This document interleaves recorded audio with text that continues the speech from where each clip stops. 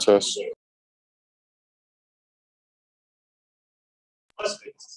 Test.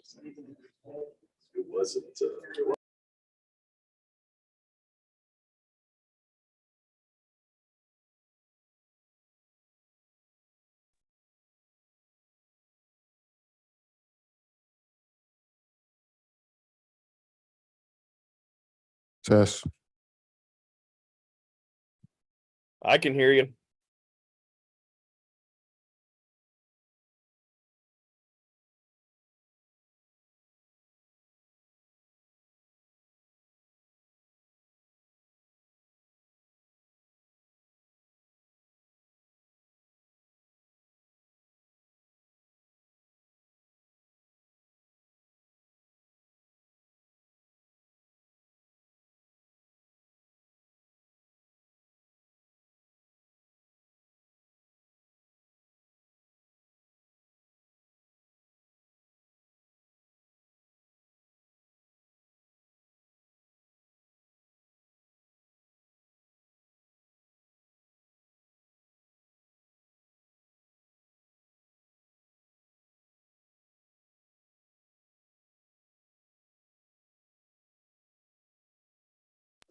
Test.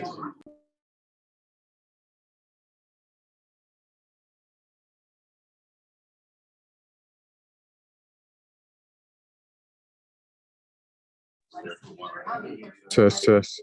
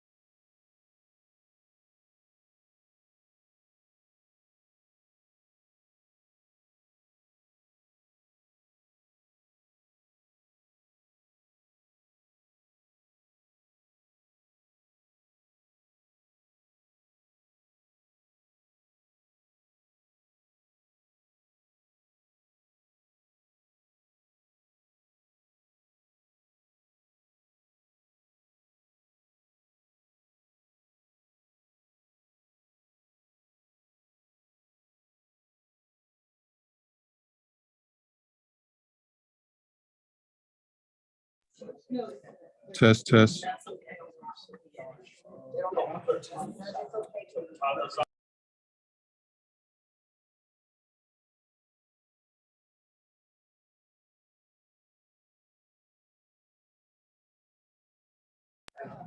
Test. Test.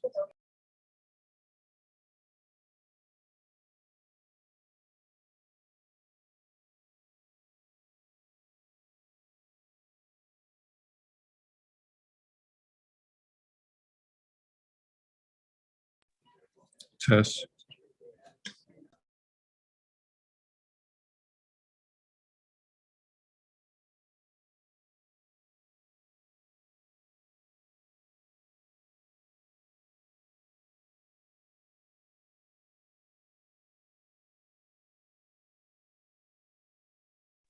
Test.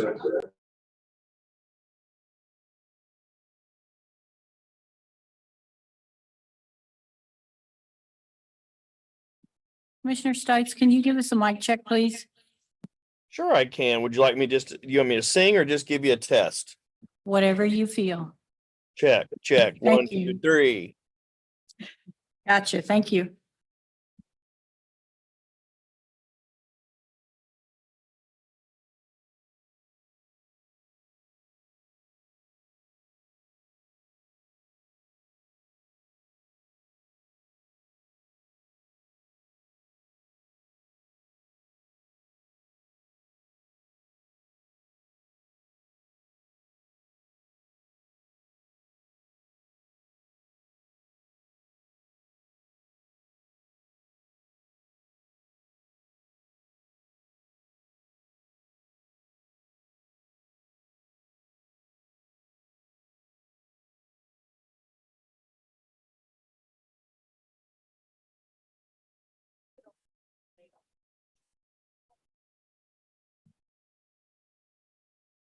Well, let's go ahead and get started. It's that time.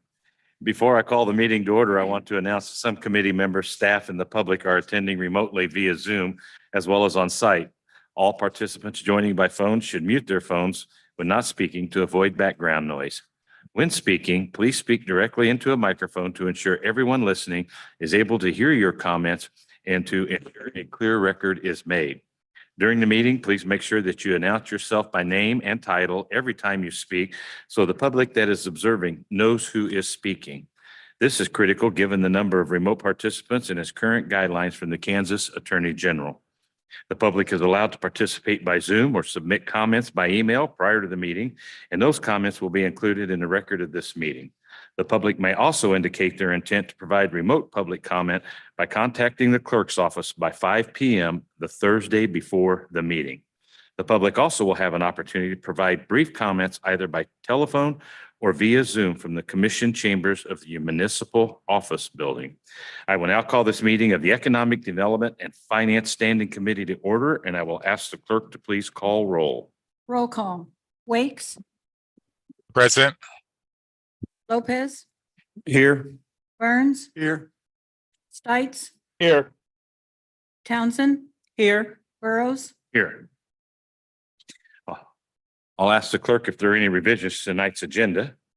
Yes, Mr. Chair, we had an addition to the committee agenda under under the committee agenda, we've added a new item number 2, extension of deadlines for the American Royal Project. Great, thank you, Madam Clerk. Our first order of business is approval of the minutes from our January 9th, 2023 meeting. Is there a motion for approval? If you had a chance to review them, they should have been in your documents. Move to approve. Second. We have a motion and a second. That's clerk, please call roll. Roll call. Wakes, Present. Lopez, Here. Burns, Aye. Stites, Aye.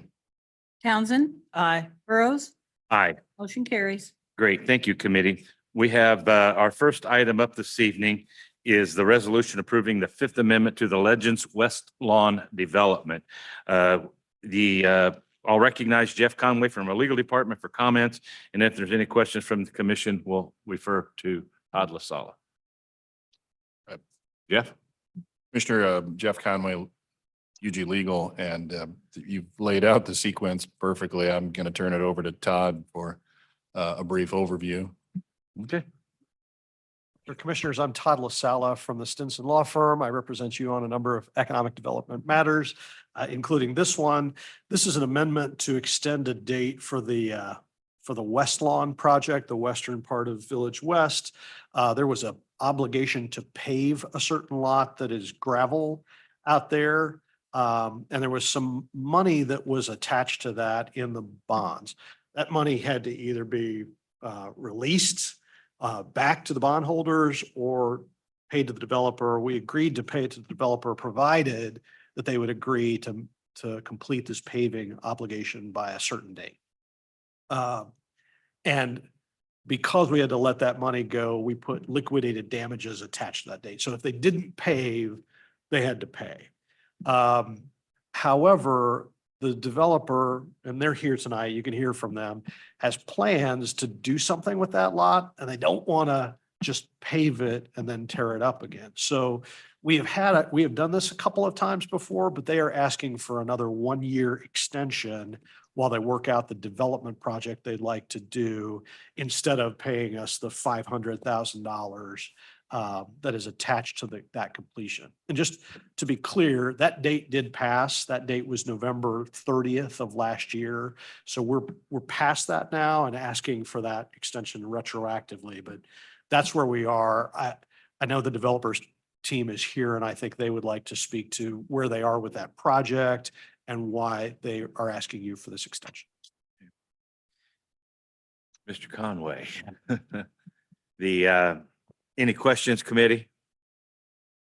Commissioner Townsend. Good evening, Mr. LaSala. It's not quite as simple as I thought, or it maybe is simple. It's not what I thought it was when I read it. So retroactively, so that liquidated damages will not accrue. That's correct. They're asking for the extension, but I'm a bit lost when you say that there's not going to be the paving in lieu of some of the project. Right. That's what I want to hear about. That's right. They really are obligated to do one of two things: Okay. pave that lot or pay us $500,000 of liquidated damages. Mhm, And that was supposed to have occurred by November 30th of last year. It hasn't happened. mhm. The reason they'll tell you it hasn't happened is they have plans to develop that lot. They don't want to pave that lot because they think they're going to do a project there. And if they pay to pave it, and then ultimately the project happens, they're just going to tear that up, and it will have been wasted money, wasted asphalt. They'd Mhm. really rather not. So you're going to hear them ask for that extension because they're going to tell you, I think, where that project is and when they think it can occur, but they're asking for an extension so they don't have to pay us $500,000 or pave that lot. Is that project, other than the paving, already contemplated in our previous contract with them? No. So would that require a new contract, new development agreement or addendum? No, in fact, no. If we came forward with a project that the commission otherwise approves, it's contemplated that, let's see, let me use the exact language. Gonna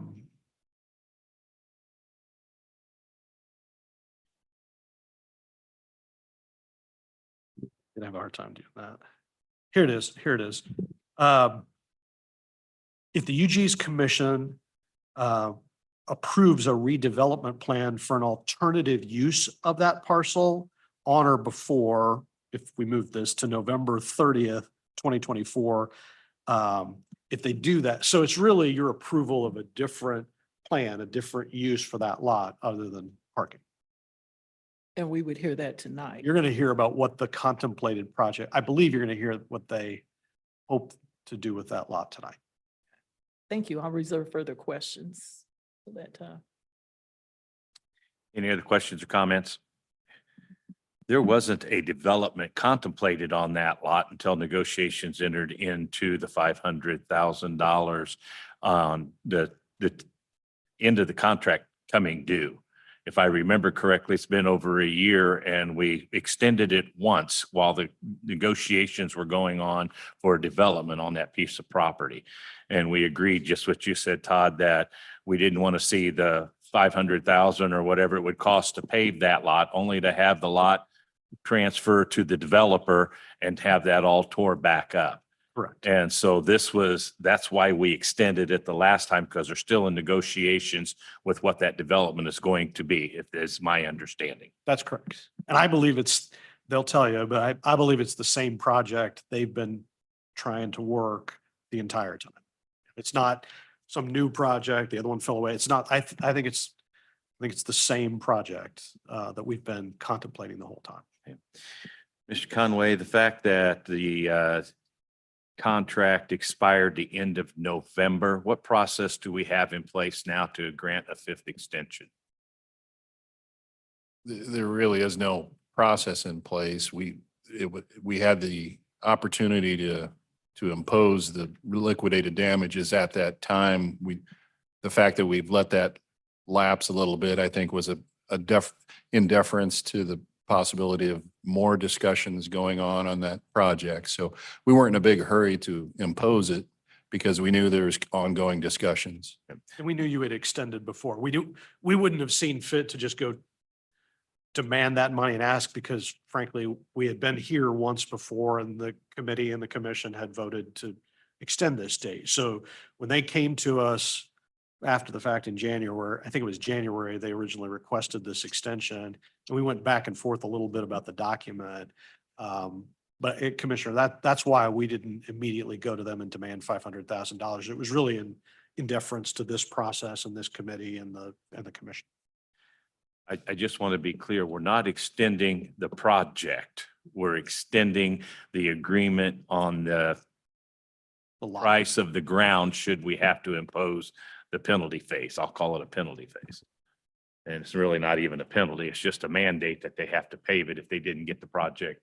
If the project wasn't moved forward, but the project is still being discussed and moving forward through planning and zoning is my understanding. Yeah, that's right. That's a fair way to put it. There's really three things that could happen here, right?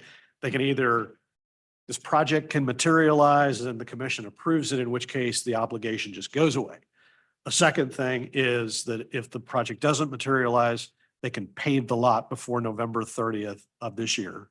And the third thing is the project doesn't happen, they don't pave the lot, and November 30th, you can decide we're just going to demand the $500,000 to have them pay us. Those are the three choices. That's a great way to summarize it then. Any other questions or comments? BPU board, Yes, I'm sorry. BPU board member Wakes has his hand up. I had my hand up, but he just answered the question that I was going to ask. Those three scenarios was what I was looking for. Great, Mr. Wakes. I'm sorry, it's really hard to hear here with this thing on, so please speak into the mic so I can hear you. Yes, sir. Yes, sir. I have my headset on and I'm trying to speak in the mic. I'm sorry Yeah. that it's not as audible as I would like it to be, but thank you. I'll try to speak louder. Yeah. Thank you, Mr. Wakes. I'll ask the clerk if there are any comments received from the public. No comments were received. I'll now recognize members of the public who wish to address the committee. I'll ask the clerk if there are any hands raised. Public? No hands are raised. Oh, we do have one back here. You will be given up to 3 minutes for your comments. Please state your name and city of residence for the record.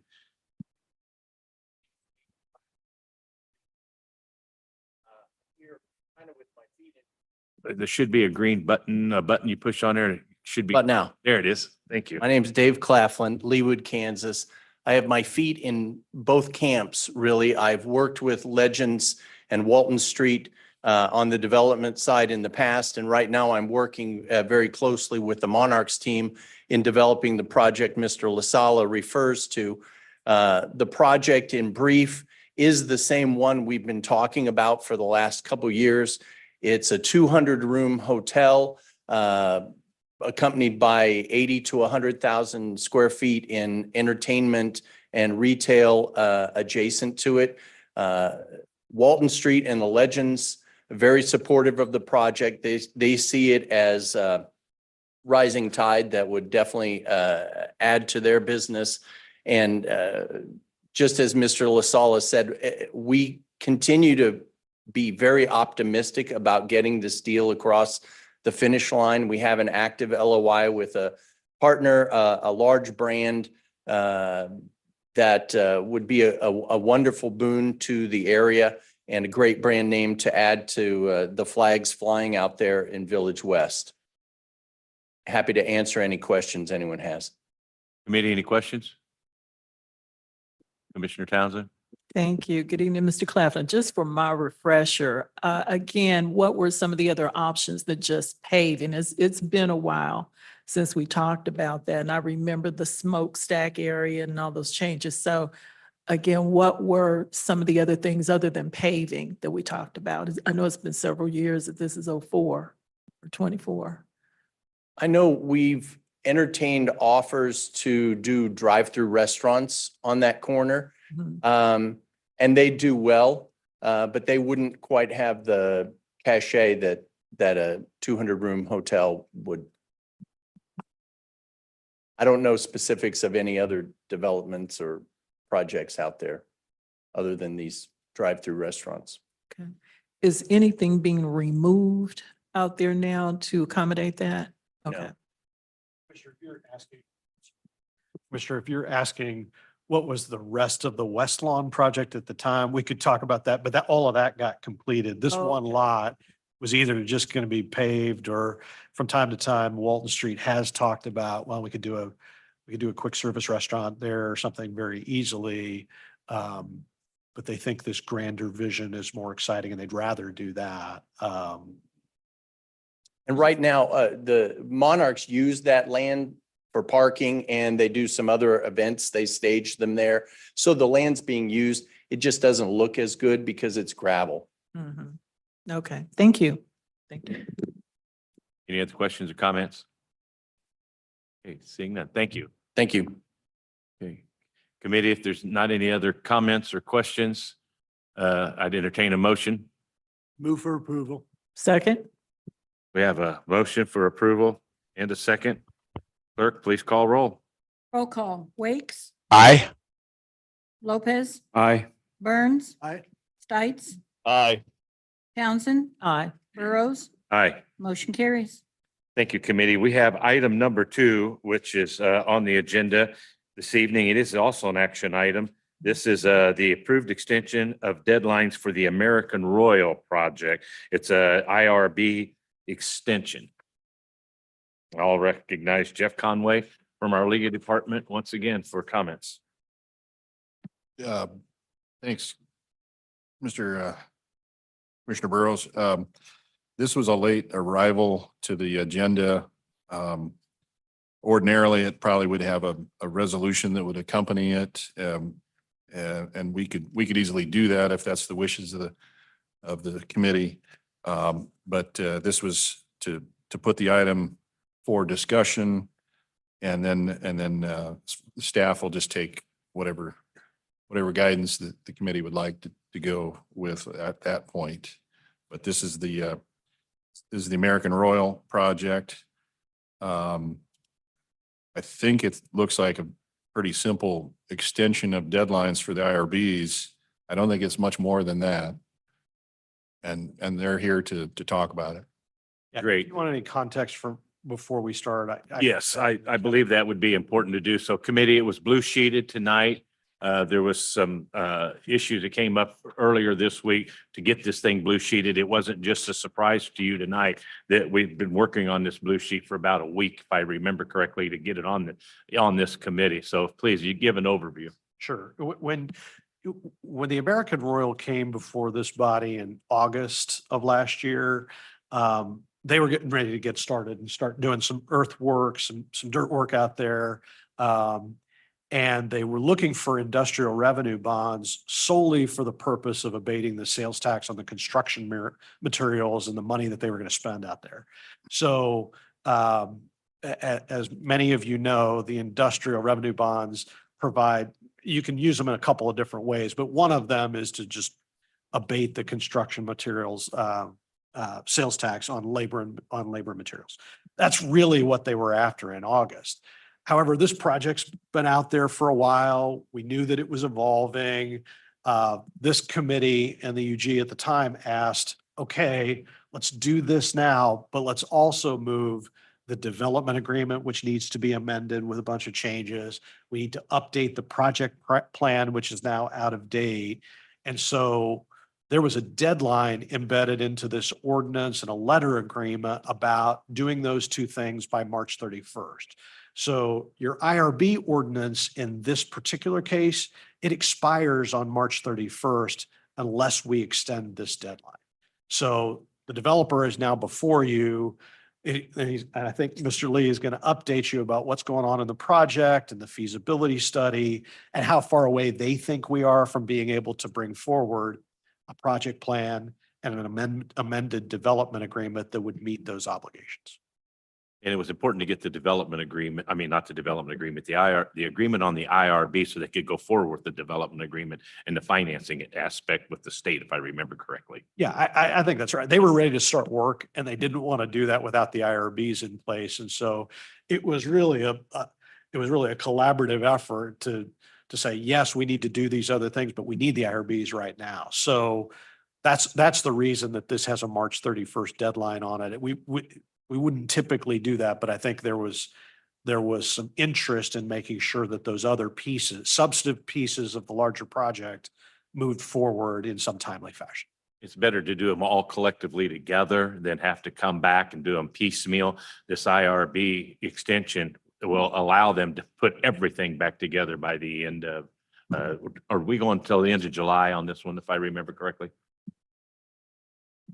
Yeah, Kevin Lee with the Polsinelli Law Firm, appearing on behalf of the American Royal Association. So that's correct. We're asking that this date be extended out to the end of July of this year with the hope that we'd be back before you and then full commission with the development agreement, the project plan that Todd was mentioning, and have those approved in advance of that date. And so that would, upon approval, make this deadline go away. The bonds themselves were always contemplated to be issued at the end of the project around, I think the PEC, the exemption certificate itself was good through the end of 26. So similar to your comments, Mr. Chairman, in connection with the previous agenda item, I wouldn't characterize this as an extension of the project. It's just an interim step and deadline that we set to keep things moving along. We have been working diligently in the background with the state to try to get the updated feasibility study done. And we're hoping that that's going to be done here within the next week, matter of days. So that will then enable us to go and work with Todd and the UG and your staff on finalizing the project plan and development agreement amendment. So hope to have those back before you in the very near future, but would ask that we have this extended tonight ultimately for consideration at the second meeting in March. Okay, great. Any questions or comments, committee? Seeing none, I would ask if there's anybody from the public who wish to address the committee. Are there any hands raised wish to address the committee? No hands raised online. Okay, is there anyone in the audience that wishes to speak to this item? Let the record show nobody stepped forward. Any other questions or comments, committee? Commissioner Townsend. For clarity, we are looking at the development agreement coming around. What was that? What did you say? We're hoping for, so the deadline extension that we're requesting would be the end of July. And so it would be in advance of that. We're hoping it will be sooner and sometime in June, but there's some statutory steps we have. Okay, thank you. Just wanted to clarify. Thank Okay. Any other questions? Seeing none, this is an actionable item and entertain a motion. Move to approve the request. Second. We have a motion and a second. I'd ask the clerk, please call roll. Roll call. Wakes, Aye. Lopez, Aye. Burns. Aye. Stites, Aye. Townsend, Aye. Burrows. Aye. Motion carries. Thank you. Committee, that concludes our meeting this evening. I will entertain a motion to adjourn. So Us- move. Second. Clerk, please call roll. Roll call. Wakes, Aye. Lopez, Aye. Burns, Aye. Stites, Aye. Townsend, Aye. Burrows. Aye. Motion carries. Thank you. Please stick around for the Neighborhood and Community Development Standing Committee, which will begin as soon as Madam Chair calls it to order. Oh.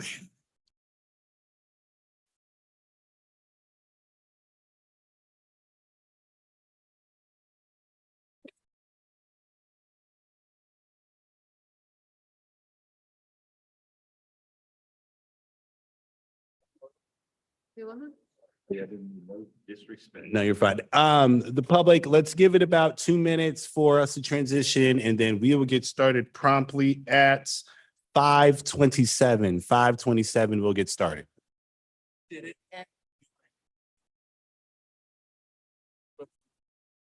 Oh, would you? You don't have to, but. Well, your hand's not up.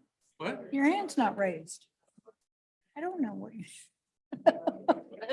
Let me get you done. There you go.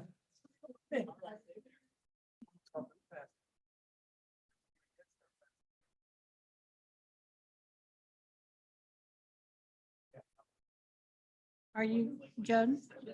Did you accept?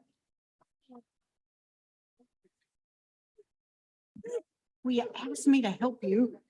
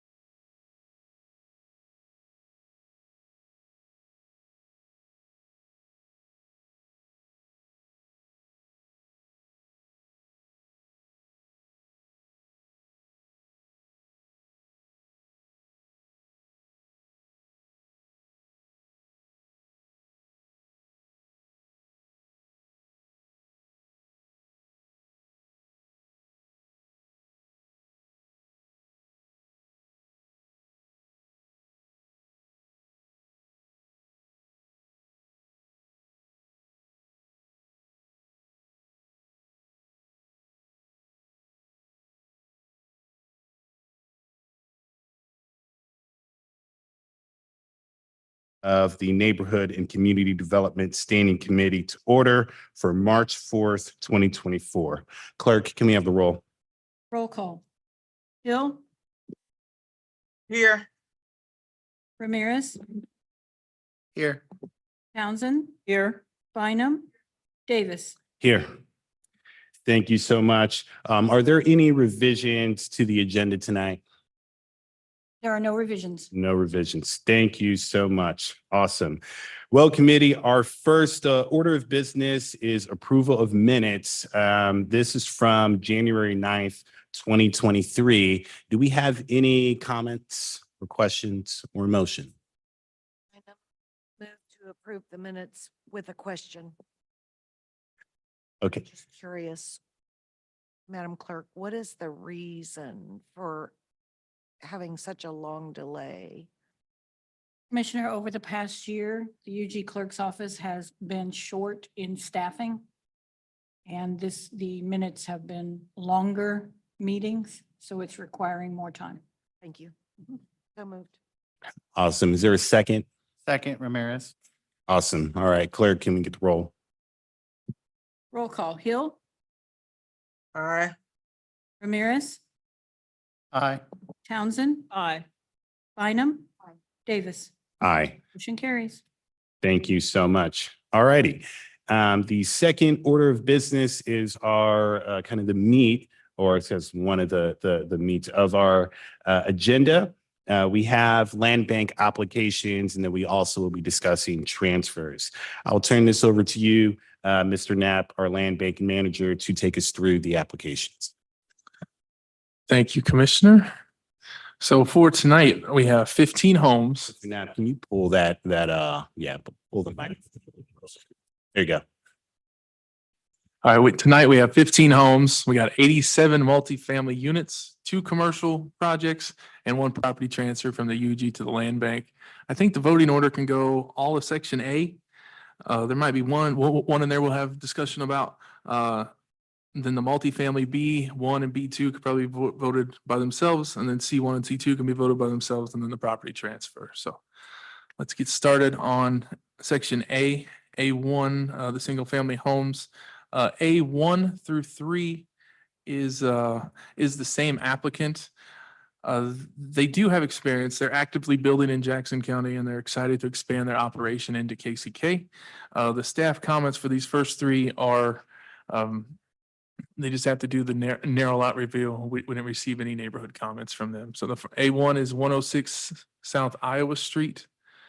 A2 is like a block away. It's 747 Seminary Street.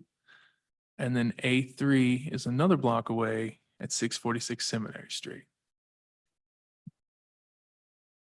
All right, that takes us to A4.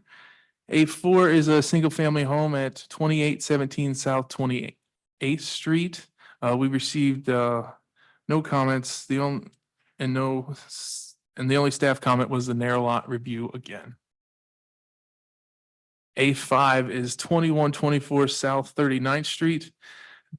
This one did receive some comments. This lot is 200 feet of frontage. There's actually 7 lots underneath this one. Staff's recommendation was to cut this in half and build 2 homes or possibly 3. It would match the neighborhood on the west side of the street because these homes are between 75 and 125 feet. So if we cut it in half, it would match. So staff's recommendation is they build 2 homes on this lot. All right. A6 is at 1263 Shawnee Avenue. This is a Habitat for Humanity application. They're previously approved for 1267 and 1261 for Habitat to build a house on. 1261 turned out to be too small. 1263, we reached out and got a donation into the land bank. So what Habitat wants to do is combine lots 1263 and 1261 to build 1 house. A7 is 3 lots to build 2 homes. This is a rehabber in the land bank that actually rehabbed 1140 Richmond right across the street. Liked the area and still wanted to try his hand at building new homes. His plan is to build at 1131 and 1129 first, get that one done, and then start on 1137.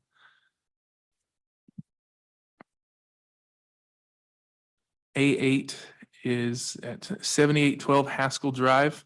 The only staff comment we had on this one was there's several plat restrictions on there about the height restrictions, and they have to have attached or covered garage. The applicant is aware of those restrictions. A9 is at 6281 Parallel Parkway. This is a 7-acre lot.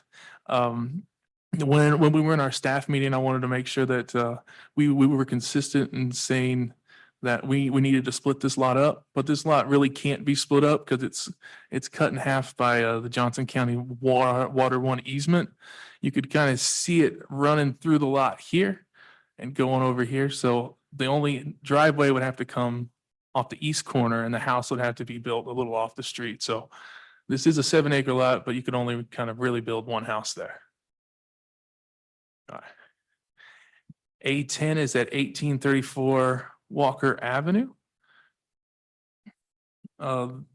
The staff comments on this one is this one's located in the historic West Height district and will require a landmarks review, and that is another public meeting.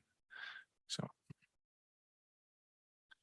A11 is 726 Greeley Avenue. We've seen this one last month. The applicant wanted to build 2 duplexes across the street and a single family home. After being contacted, he decided to start out building the single family home. Our Land Bank Advisory Board had some comments on this one. They are in support of this, but with stipulations, they put it. They said no notification of adjacent property owners, but the neighboring home is a family member. So, and then soil testing, but with the option, I believe that's the applicant's job to do that. And number 3 was the experience questions. And we kind of addressed those last month when we took the duplexes and just said, try this one first and see where we go. All right, A12 is in Bonner Springs. It's for a single family home. I've contacted Bonner Springs and they said that they've already had contact with the applicant and then they're welcoming this infill project. The land bank rules still apply for Bonner Springs and Edwardsville. The applicant still has to get an approved building permit through Bonner Springs and then provide me with the proof of funds before I will transfer the property. A13 is in Edwardsville. I've also contacted the Edwardsville about this project. But this project has, when the subdivision was platted out, it was platted out to be a playground. That playground never got built. So for this applicant to build this project, they have to replat this parcel to remove that playground restriction. A14. A14 is for a single family home. They want it to be 5 bedrooms, 5 baths, 4,000 square feet, and they want to live in it. This applicant has been around for like a year and a half now. And he still wants to build this house. With my staff review, it said this house has to follow the narrow lot design guidelines. So what is pictured and the size will definitely be drastically different from what is approved. The Land Bank Advisory Board is in support. They do have their conditional approvals in there. They want to make sure they present to the OCP neighborhood group, but this is actually outside of the OCP neighborhood group boundaries. And then this applicant, and they want them to notify the nearby property owners. So that summarizes the A section, A1 through A14. If you have any questions. Thank you, Mr. Knapp. I know there's a lot of questions. Before we get to the questions, let's knock out public comment first, committee members. And then we'll go ahead and get to our lively discussion. I'll ask the clerk, are there any comments for the applications that were just presented on? No comments were received. Okay. Do we have no online at all or no written? No hands are raised. Okay, is there anyone here that has any comments on the, I'm sorry, a hand just went up. okay, yep, We have Kamal Rhodes. okay. Please state your name and your city of residence, and then you'll have 3 minutes to make your comment. Yes. Hello, how are you today? My name is Kamal Rhodes, city of residence, Kansas City, Kansas. Just want to clarify regarding the notice to adjacent property owners. What would that look like? Would we just need to submit a notarized letter from the residents in the area, or do we need to go around like a petition style to get signatures to say that they have approval for us regarding the development? What would that look like? Okay. Awesome.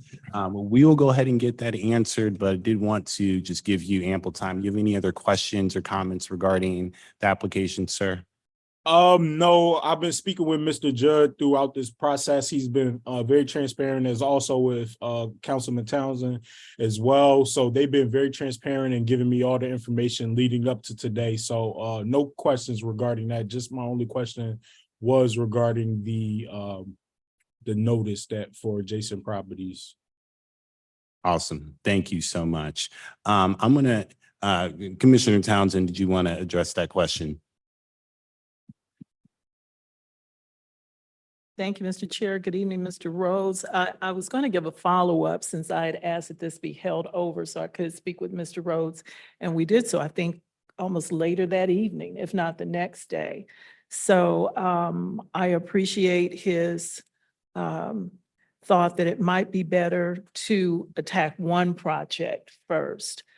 I am not sure that notice is required, Mr. Rhodes, but I do believe it might be just good neighborly action to inform those, you know, on either side or across from you, which I think are vacant lots though, that this is the plan that you have. And I think Council, Ms. Green, could speak to that with more definition than I could, but this is not a planning and zoning issue at this point. So. Yeah, Ms. Green. Yes, this is Wendy Green with the UG Legal Department. That's correct. This is not planning and zoning, so it doesn't require notice to so many neighbors within so many feet. So it's just more of a good practice. And Judd may have a comment on that too. I think Wendy did a great job. So yeah, I mean, if sir, if you're wanting to have a public meeting, I would suggest, I mean, you would be going above and beyond what is currently required. And so we want to let you know that it's not required. However, if you would like to do that and it would be encouraged, you can contact Mr. Knapp and he can direct you to livable neighborhoods and they will try to organize that for you. Commissioner, Yes. we have Callie McLaughlin online with her hand raised. Awesome. Yes. McLaughlin, please. Hi, good evening. This is Callie McLaughlin from Planning and Urban Design. There is no planning entitlement associated with this need to build a single family home except for the administrative review for the narrow lot design guidelines. If they do not follow the narrow lot design guidelines and need to deviate from that, they would need to seek the approval through the Board of Zoning Appeals. If they Looking at that picture, which I know the pictures are kind of not always representative of what gets actually submitted, they would have to come before the BOZA committee for that, just based upon the picture of loan. But it would really just depend on what they end up submitting if they would need to go through for a variance. The Board of Zoning Appeals would require a 200-foot notification to property owners, but as it stands right now, there's nothing required unless they do not follow the narrow lot design guidelines. Awesome. Thank you so much, Ms. McLaughlin. So, yeah, just wanted to let you know, sir, that's the current process. But again, if you would like to go above and beyond, we certainly do have some resources that you can access. Are there any other hands raised online, clerk? No other hands are raised. Okay, awesome. Would anyone that's sitting in the gallery that is here like to speak on any of the applications A1 through 814? I will take that as a no. Awesome. Okay, the public comment for those particular applications is closed. Committee members, I'm sure you all have some questions. I believe Commissioner Bynum, I'd seen your hand, and then Commissioner Townsend. Oh, okay. I thought I'd seen your hand. Okay, Commissioner Bynum. You, Chair Davis. I have questions that are not necessarily specific to these individual items, with the exception of A14. Judd, I heard you say on this one, A14, the 2210 North 10th, that somehow that would fall into the narrow lot design guideline, and that was, that doesn't look like a narrow lot to me. So I don't know, maybe what are the dimensions of that parcel that make it fall into narrow lot? I'm just curious. And it has 100 feet of frontage, but under this zoning area, they have, it's the Northeast Area Master. Let's the expert answer this one. How about that? Hand Director of Planning and Urban Design. If I'm correct with this intersection, it's in the Northeast Area Plan, and certain land use categories in the Northeast Area Plan, regardless of parcel dimension, require a narrow lot design guideline. That is this one. All right. Well, that answers that. In general, Mr. Knapp, the Land Bank Advisory Board, they continue to meet regularly and look at all the parcels before they, or the applications before they come forward to this meeting. Is that correct? I do have to say the meeting attendance is down, but I do send this application that you're looking at to them. And I do have a little like box right here that's missing today. That is like, they can submit their survey questions. And they have done that. So it's like, we're not meeting in person as much in anymore, but they are making their comments known. Okay, so I guess the reason I'm asking is because out of all the items we just looked at, from what I have technological ability to see, which is a qualifying statement, 2 of those had Land Bank Advisory Board comments. But I am aware that since we've gone to this online system in the past, I know I've had trouble navigating my way to where those comments are. So I could be wrong. But I saw 2 in what you went through just now. 2 comments from the advisory board. Is that, you agree with that? I'm counting them up. I got 4. All right. I got 4 that I did. And to be fair, those comments came in at 6 o'clock this morning. So when I tap on A1, for example, and I scroll on the right-hand side, and I scroll to Land Bank Advisory Board comments, it's blank. And so I feel like those must be located in another place that I have to tap. And I don't know where that is, so I'll have to ask for some guidance on using this online system. If I look at A2, same thing. There's nothing there. They didn't receive a comment. Okay, So not every project receives a comment. through these one at a time. A3, I see no advisory board comments. A4, I see no advisory board comments. A5, none. A6, none. A7, none. A8, none. None on A9. A10 has comments. A11 has comments. None on A12. None on A13 and none on A14. So that That was 3 then. Well, A14 does it have it on your, it might be a tech. Yes. A14. So yeah, that would be. 3 out of 14 had comments. So at some point, not tonight, I would appreciate maybe an update on, I don't know, advisory board attendance. Because perhaps we're gonna find that mechanism in the policy needs. If we've created an advisory board, which I feel very strongly about, but nobody's gonna come to it, attend it virtually or in person, then we need to look at that as part of the structure of the land bank. Just a comment. And Commissioner, not to cut you off, but we will be able to talk about what's happened with the advisory board, but in the land bank policy review discussion. So we have some of the information you're looking for. And that's why I just kind of wanted to make sure that what I'm seeing is what's really there. Because I do know I need my own personal technical. Okay, Commissioner, I do send them this application and they do review it. I say before we built this application, the attendance for that online meeting was very high. There was several members that, because it's the first time they were seeing the applications for that month was during that meeting. But since we created this, they could see it anytime they wanted, really. The attendance has kind of fallen off. Makes good sense. Okay, thanks for that. And then I just have one more question on A5. Just go back to A5 and you're just listing, it's a staff notion that would split to 2 lots. Is that impacting our decision tonight? Or if we can convey this tonight, are we leaving it as this one big lot?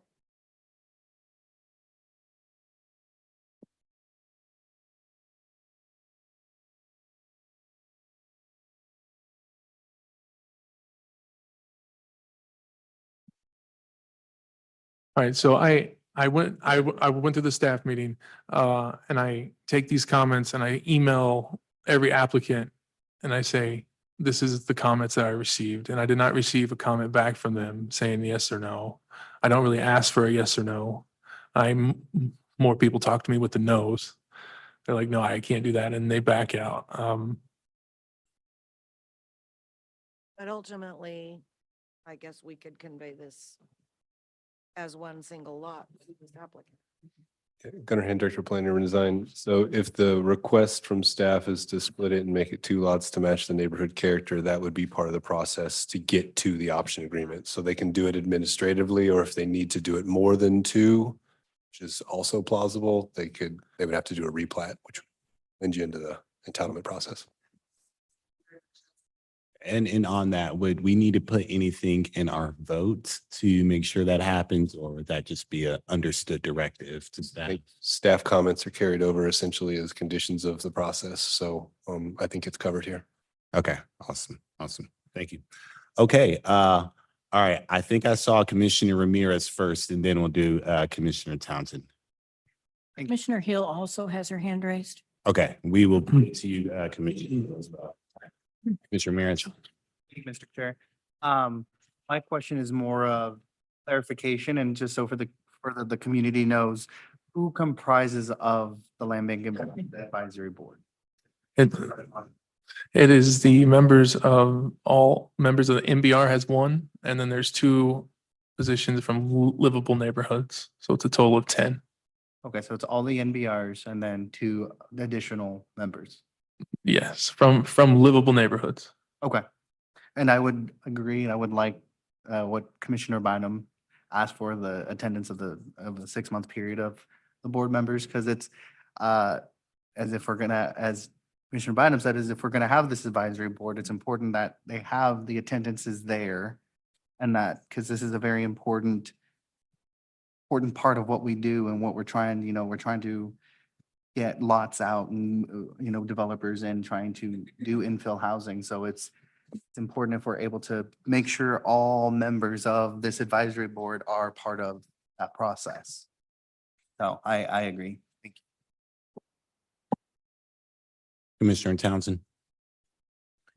Thank you, Mr. Chair. I wanted to go back to item A5, just for clarification, if the recommendation is that there be 2 homes built there, that will be a condition if we approve the lot, that the applicant would have to adhere to. They can always say no, and then they don't get it. I just want to make sure that that's what the option is if we approve it, that it would carry a restriction. It's a yes, right? Yeah. Yes, it is a restriction. All right, Commissioner Hill. Thank you, Mr. Chair. I want to go back to, I think it was the last one on the screen, the 4,000 square footage. Yeah, and staff mentioned that it would be quite a bit smaller. So about how many square feet would that building be?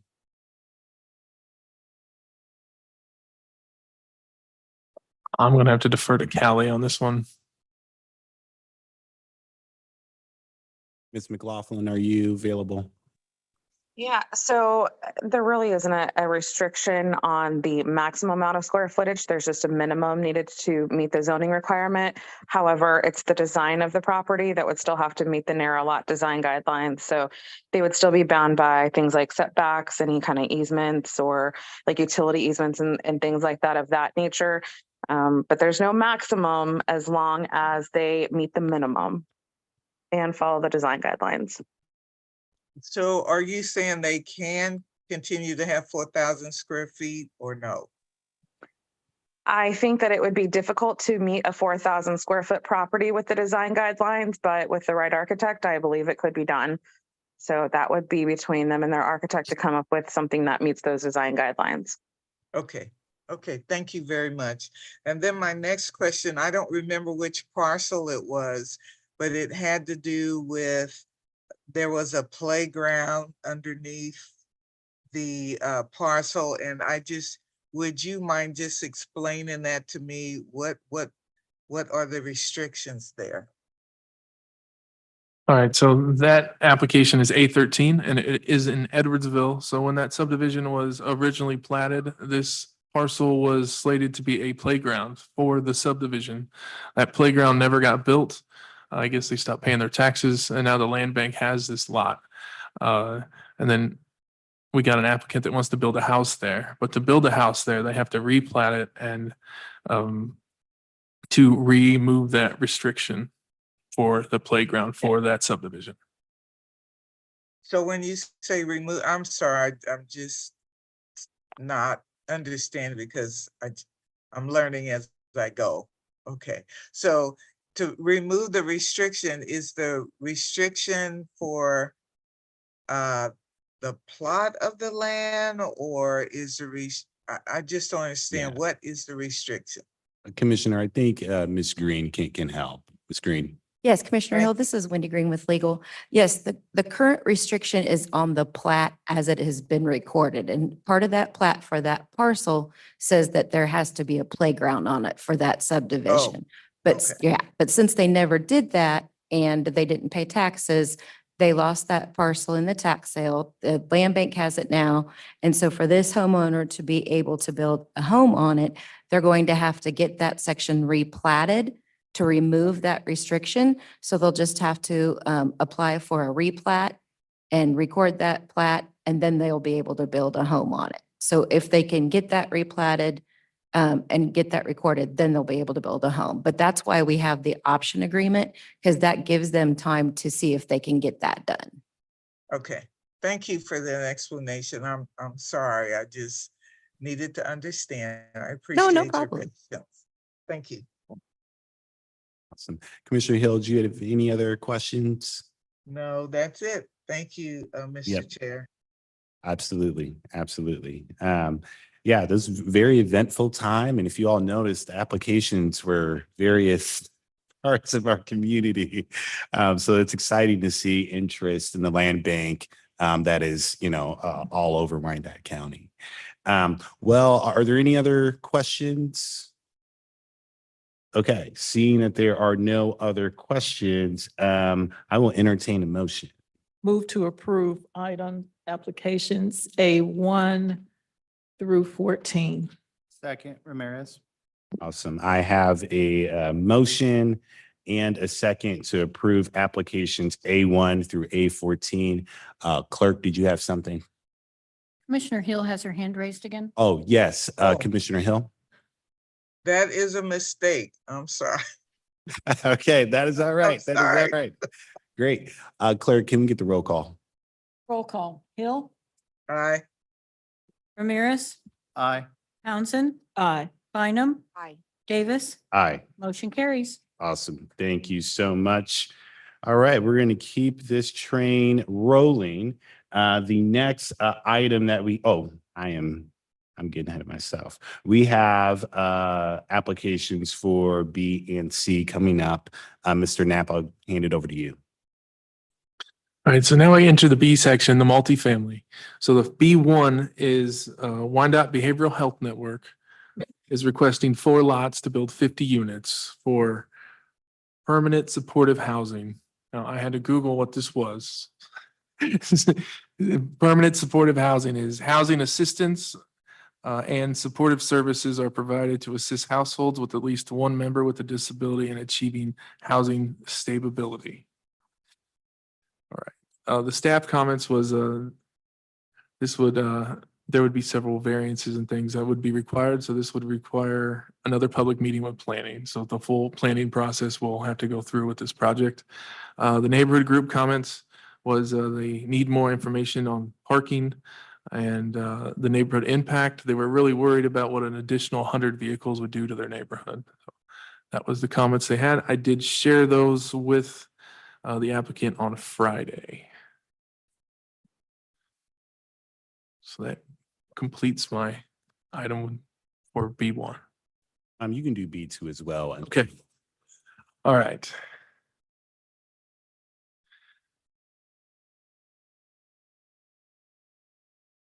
All right, B2 is Wall Ties and Forms Incorporated. They're asking for an additional 37 units.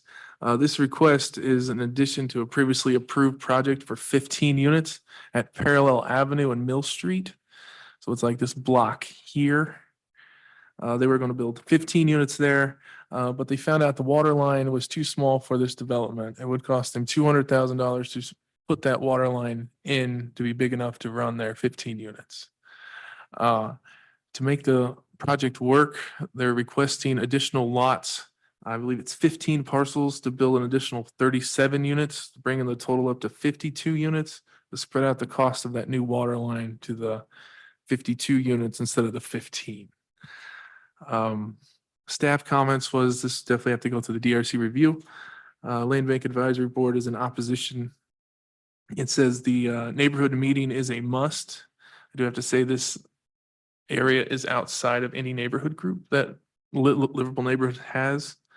Land Bank Advisory Board also says this is a big project and needs more information on property management, services, experiences, and problem solving and tenant amenities.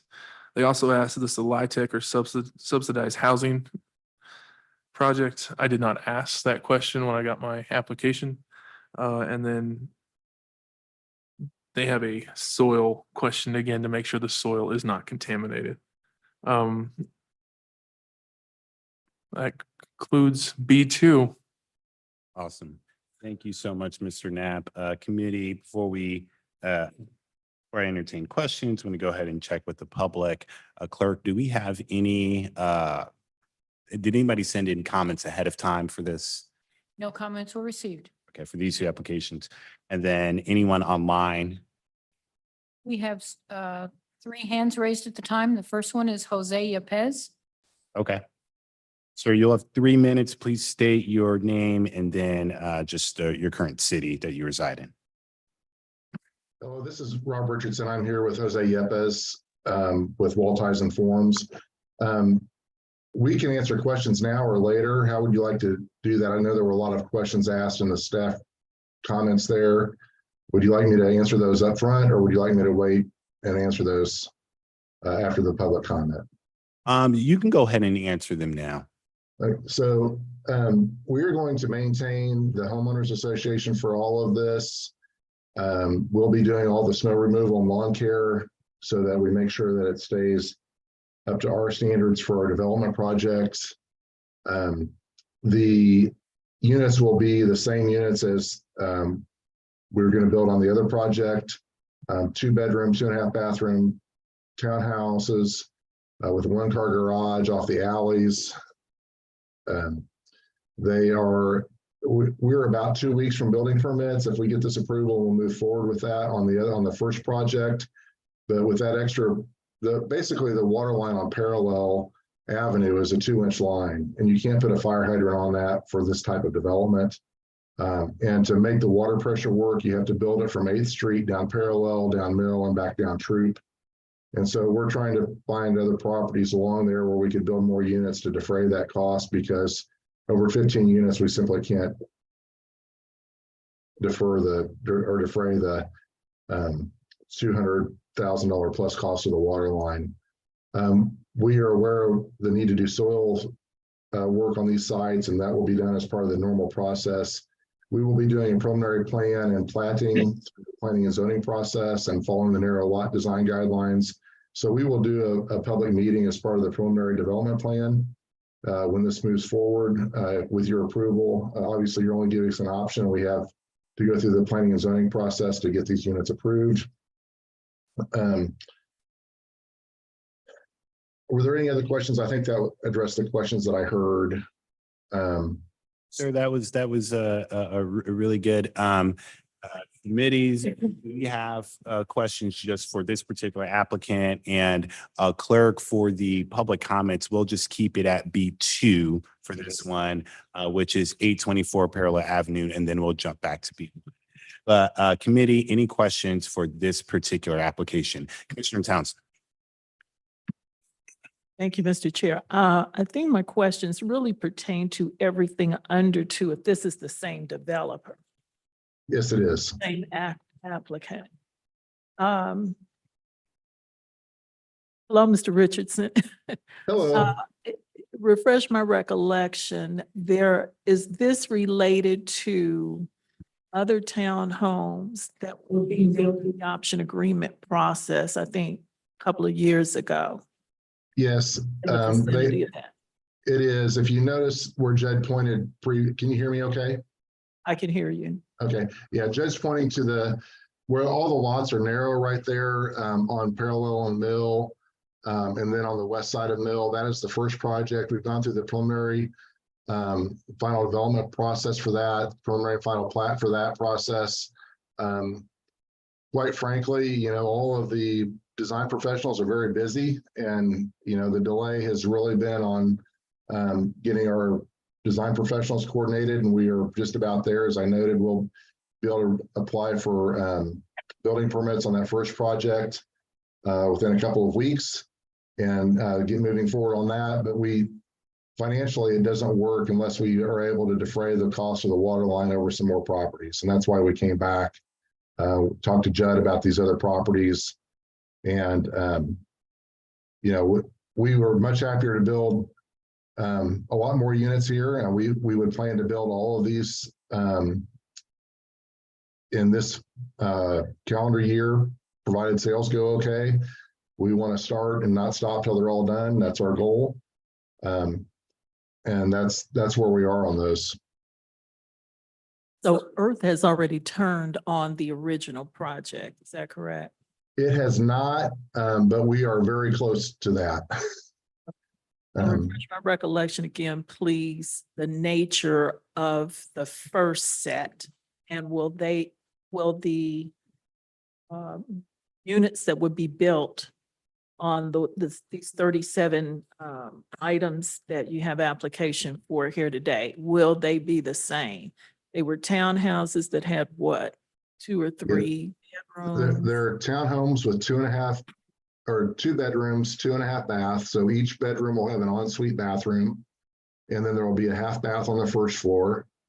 There'll be a 1-car garage, and all of the units will be accessed from the alleys. And so we anticipate doing some alley improvements as part of these projects. Okay. We're not asking the UG to do that. We're going to do that. We're not asking that we aren't asking for any LIHTC. We're not doing any subsidy. We'll ask for the NRA abatement as everybody else is, as everyone's entitled to in this area. But that's the only assistance that we're asking for. Okay, thank you. I did not believe that LIHTC was involved at all the first time. Yes. No, it is not. It is not. I remember some discussion on the original sites. Has there been made a determination as to whether or not these are going to be for sale or rent? So what we committed to the first time was the units on the east side of Mill would be for sale to individuals. And then we would look at the other ones after that. Quite frankly, we would rather sell to individuals because we'll make more money selling to individuals than if we sell a bunch of them to one person. So we would prefer to sell them to people to live in.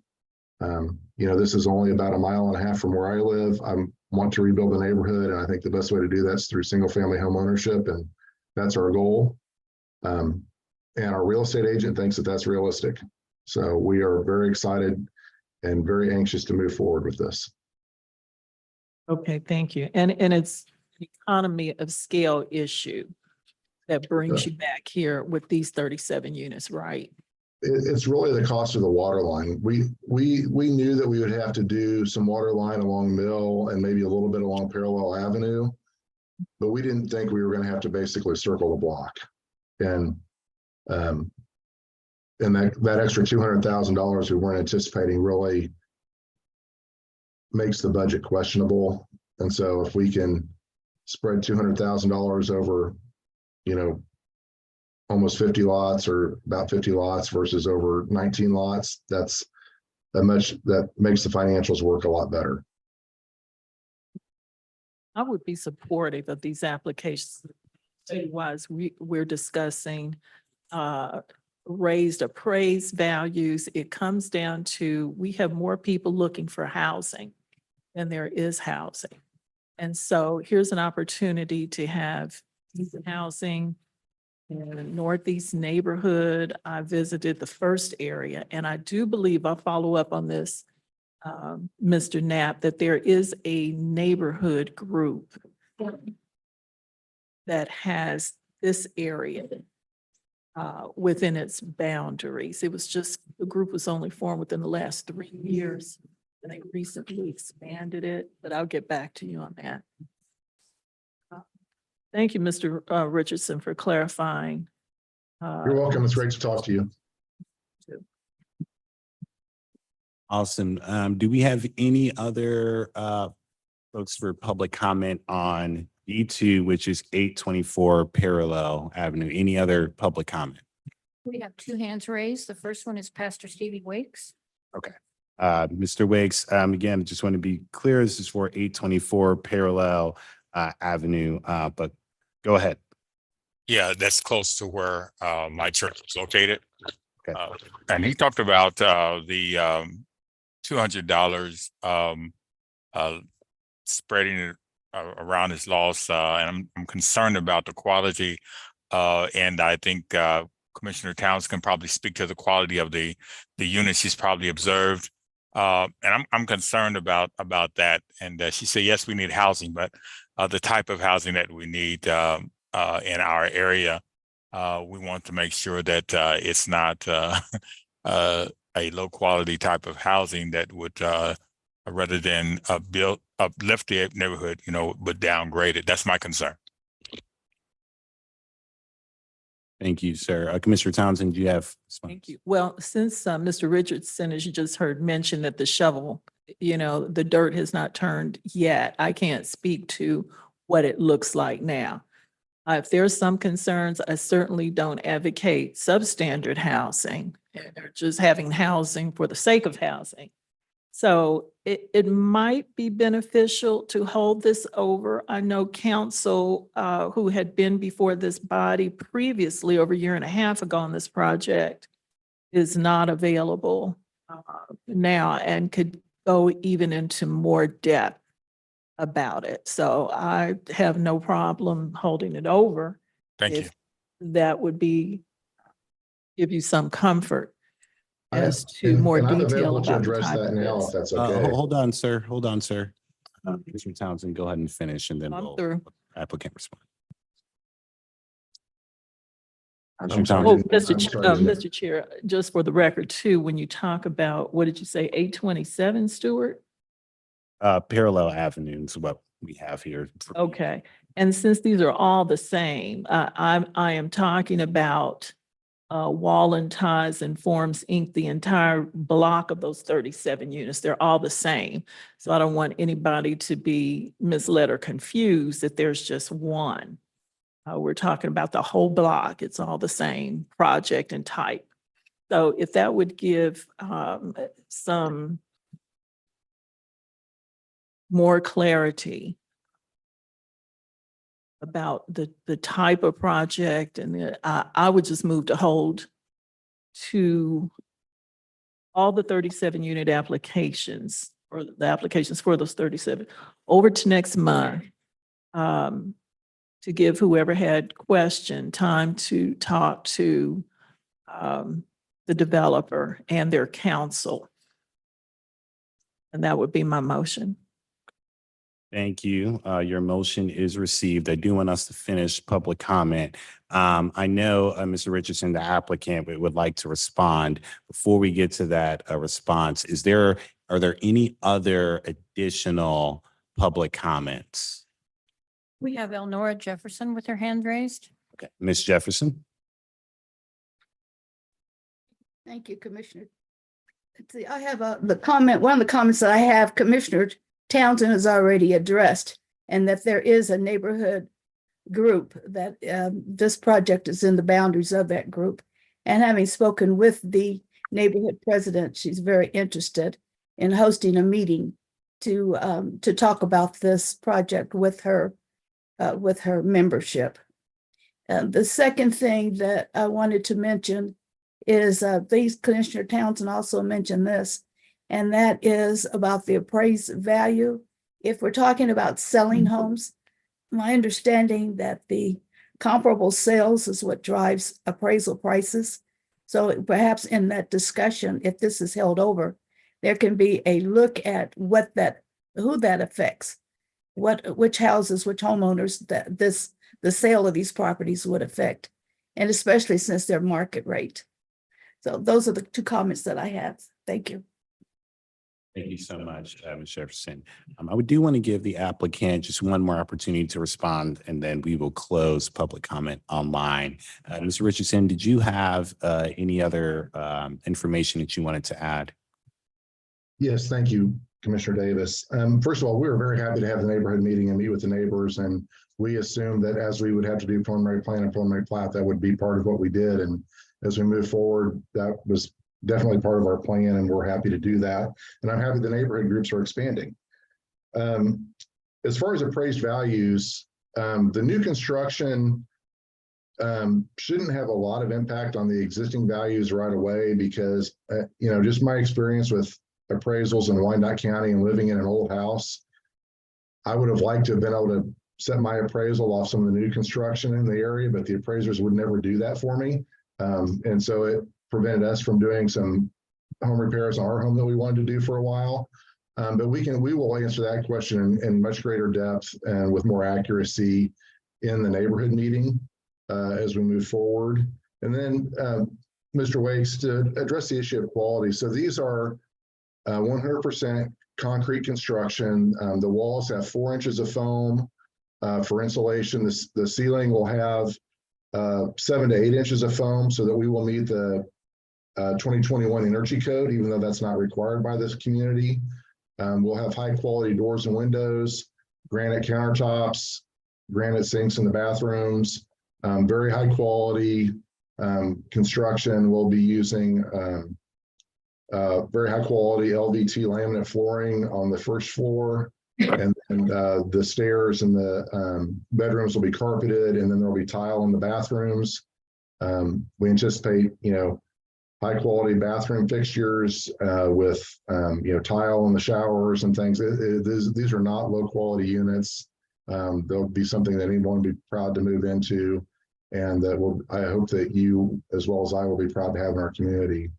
And one big thing about quality is we know in the urban areas, how is it maintained over time? And as the developer, we will be holding the right to do the maintenance on these for a very long time into the future. On the first, those covenants and restrictions have already been recorded on the first 19 units, so that we have that right to provide snow removal, lawn care. You know, the lawns will be irrigated so that they'll be green. We'll maintain control of the irrigation systems through the homeowners association. So these will all be part of the same homeowners association. And you know, that having that was just a critical part of our development, because if we're going to put our name on it, Wyandotte Forms, it's got to look good day one. It's got to look good in year 20 and beyond. Thank you. Thank you so much. Yep, thank you. Clerk, do we have any other folks wanting to speak on B2? No other hands are raised online. Awesome. Anybody in the gallery that wants to speak on B2? Awesome. I will go ahead and close public comment. Commissioner Townsend, you had your hand up. Thank you, Mr. Chair. I scrolled through my contacts. The name of the neighborhood group who was in favor of the first like units that came to us several years ago was Caring Neighbors. Just want to get it out there. So this is just more of what we hope would be good quality housing as discussed. But if there are other questions, I've already moved to set it aside or roll it over for just 1 month. But if anybody else has questions about it, the neighborhood group at that time did approve the first group of these units. So. Okay. Awesome. Thank you so much, Commissioner Townsend. Colleagues, any other questions? Dr. Hill, or anything? Okay. Awesome. There was, you can go ahead and ask your question, and then I'll go ahead and call for the second.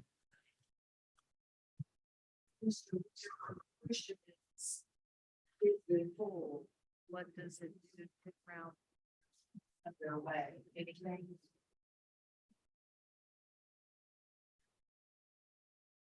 Mr. Richardson, are you there? I am here, but I did not hear that question. It's Commissioner Bynum. My question is, if we hold this for a month, A, what does it do in general? B, what does it do to round one on the other side of the street that's already in?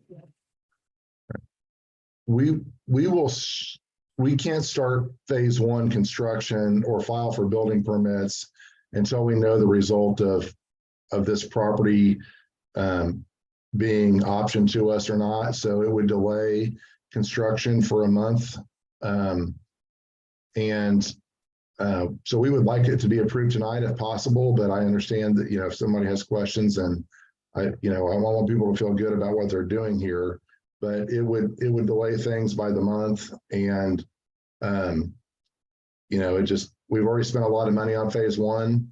You know, I'd say we're over $100,000 into design professional fees, and there's interest on that. So, you know, we would like to get this moving forward. And, you know, quite frankly, we're going to be rebuilding some BPU infrastructure that needs to be rebuilt. And that's a 200, plus what we were planning on before, $250,000 benefit to the community. And, you know, we're not asking for anything extra. We just need a few more lots to defray the cost. Thank you. Do you have any other questions? Okay, there was okay, gotcha. I thought the clerk was saying something. Okay, there was a motion to hold over application B2, which is 824 Parallel Avenue. Is there a second? I second. Yes, Commissioner Townsend. Thank you. Mr. Richardson is on the phone. One question I did have, and thank you, Commissioner Bynum, for that question. Would holding over, I understand there would be some inconvenience and some more money, but would this kill the project? Would you be unable to move forward with the project in any form, Mr. Richardson, if there was a 1 month holdover? So if there was a 1 month holdover, we're still going to pursue the project. It's just a delay. And, you know, I don't know months matter and construction seasons and construction weather and whether we could get it all done this year yet. If we waited a month, that puts that, I don't know that I can hold to that comment if we get delayed a month, but we're going to pursue the project. All right, thank you. Thank you. Commissioner Bynum. I'm frustrated, and I come back down to this, but if we approve this tonight without the hold, are you willing to make the commitment to meet with the neighborhood anyway? Because it sounds like you've already met once with that neighborhood group. Would you Absolutely. to answer all their questions regardless? I mean, if we were to approve this and move it forward, you would still commit? Absolutely. And quite frankly, the last time we had a neighborhood meeting, the only person I believe that showed up lives at 822 Troop. And I think that Mr. Peterson quoted that person in the hearing before you, and that they were very excited to see something new built, because in the entire time they'd lived there since a child, they'd only seen their neighborhood torn down, and he was excited to see somebody rebuilding their neighborhood. But we are happy to meet with the neighbors. And like I said, we have to do that as part of the preliminary planning process, preliminary plat process. And we want to be a good neighbor and a good part of the neighborhood. Thank you. Committee, any other questions? All right, there was a motion to hold this over. Is there before I ask for that second question, from a scheduling perspective, we are just making a recommendation to full commission. Does anyone know when this would be heard by the Land Bank Board of Trustees? Does anybody know which meeting? Commissioner, I can answer that for you. Our next meeting of the commission would be March 28th. Yeah, it was March 28th would be, if we were to approve this, we'd be approving for a recommendation, and then March 28th, there would be a final decision on it. If we were to delay it 1 month, the next time we meet is April 1st, correct? April 4th. April 4th. Okay. So around kind of a week later. So just wanted to give kind of those options out there, committee. There are pros and cons to us holding this over and just the impact of what this has on the project. But wanted us to just be aware of those options. We could hold Mr. Richardson to his word. And if he doesn't at least have that community meeting by the 28th, we will know whether or not, if it's not even planned, we'll know whether or not it's there. Any other questions or comments? Yes, Commissioner Townsend. Because if we hold it, then we don't hear it again till April 4th. And if it were to pass, then the full commission would not hear it until the last Thursday in April. So that's in effect creating almost a 2-month delay. So I just want to be on record that I can't support that hold. Other questions or comments? Do we have a second? Okay, so the second for that hold does die here. So I will need another motion for B2 824 Parallel Avenue. Move to approve is submitted. Davis, second. Clerk, can we call the roll? Roll call. Hill? Nay. I'm sorry, say again. No. Okay. Ramirez? Aye. Townsend? Aye. Bynum? Aye. Davis? Aye. Motion carries 4-1. Thank you so much. Now we'll jump back to B2. Clerk, we'll knock out public comment here. Were there any comments that you received from the public regarding this application? This is South 34th Street. And this is item B1. B1, yes, B1. No comments were received. Awesome. Are there any comments online for B1? No hands are raised online. Awesome. Does anybody in the gallery want to comment on B1? Seeing none, I'll go ahead and close the public comment. Committee colleagues, any questions or anything regarding this application? Yes, Commissioner Ramirez. Thank you, Mr. Chair. More of a clarification question. Judd, you said that this will still need to go through the entire planning process. Is that correct? Yes, Commissioner. Thank you. Move to approve. Is there a second? All right, we have a motion to approve from Commissioner Ramirez and then a second from Commissioner Bynum. Clerk, can we have the roll? Roll call. Hill, Aye. Ramirez, Aye. Townsend, Aye. Bynum, Davis, Aye. motion carries. Awesome. Now we are jumping to C. We're going to go in order. This is 1414 Stewart Avenue. Mr. Knapp, take it away. All right, so C1 is for Vibrant Health's proposal to build a 50,000 square foot facility, 15,000 square feet for clinical space, 10,000 for a community event space, retail areas, and 20,000 square feet for health services. This area already has an option on it with Northeast Development to build townhomes, one commercial building, and a bank. The original application is really not changing. They're still building that commercial building. This is Vibrant Health's going to build it now. And Northeast Development's going to not build the project. So the option will go to Vibrant Health and not Northeast Development. This plan was altered last week to make more room for the bank on the corner of 13th and Parallel.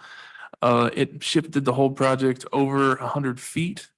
So it removed 4 parcels on the east and added 2 parcels on the on the west side to make room for that bank that's going to sit at 13th and Parallel. This project also has some UG owned property in it. These holes in this selected area, those items are going to be dealt with in PT1 property transfers to the land bank. It's easier to get property out of the land bank. So that's why we're proposing to move them into this project. The staff comments, this project would require additional public meetings. So it's a full planning notice and all that for the neighbors. There is a railway right-of-way back here that they are going to have to vacate the right-of-way for, and that's another planning process. There is 15th Street also too. They kind of want to straighten 15th Street out and not have it do this dog leg here. The Land Bank Advisory Board is in support. It's conditional again, based on the neighborhood and greater community meeting, and analysis of the soil. And it says projects measurable goals to address the rise in social determinants of health and an equitable development. Neighborhood group comments, support. OCP neighborhood group would request the developer meet with the members of OCP to discuss their intended project. That's all I have for that item. Thank you so much, Mr. Knapp. Clerk, did we receive any comments for this application? No comments were received. Do we have any comments online? No hands are raised online. Okay. Looking out in the gallery here, is there anybody that would like to make a public comment regarding this application? Awesome. Please state your name and then city and make sure the green button is on. It should be like, not green button. When you click it, it should be green. Thank you, Commissioner. Crystal Watson, 8532 Spring Avenue, Kansas City, Kansas, co-owner of Northeast Development, LLC. We are excited about this project and the partnership with Vibrant Health, and so we just appreciate your approval. Thank you, Ms. Watson.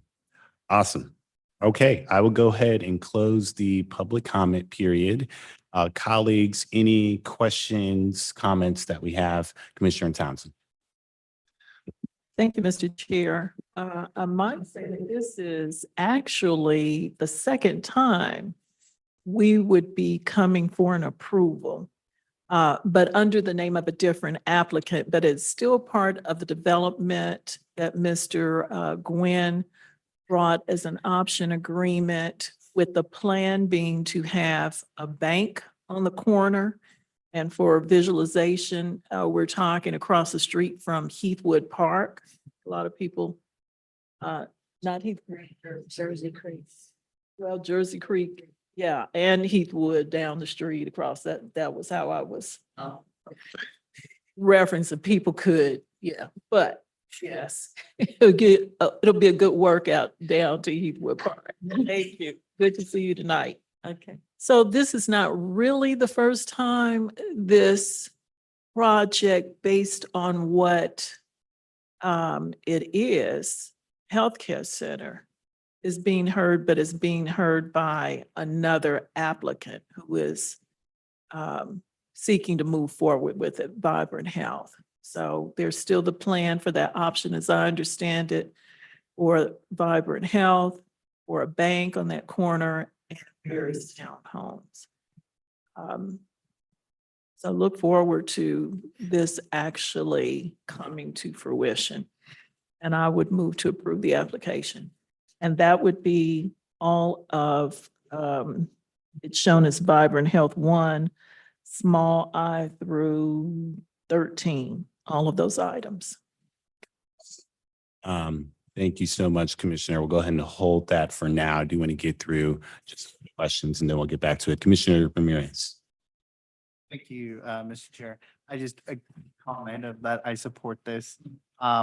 Within my district recently, I have a Vibrant Health facility and clinic in my district on Rainbow Boulevard, and I know they do a lot of amazing work for the community. And I'll definitely do my part to help spread the word about Vibrant Health and all that they provide for the community. With that, I second the motion. Awesome. Any other questions, colleagues?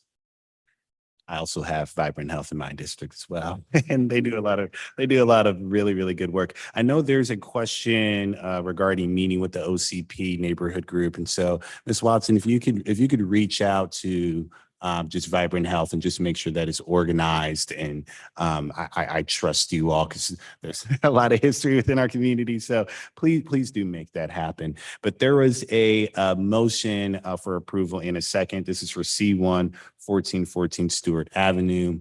Clerk, give us the roll. Roll call. Hill, Aye. Ramirez, Aye.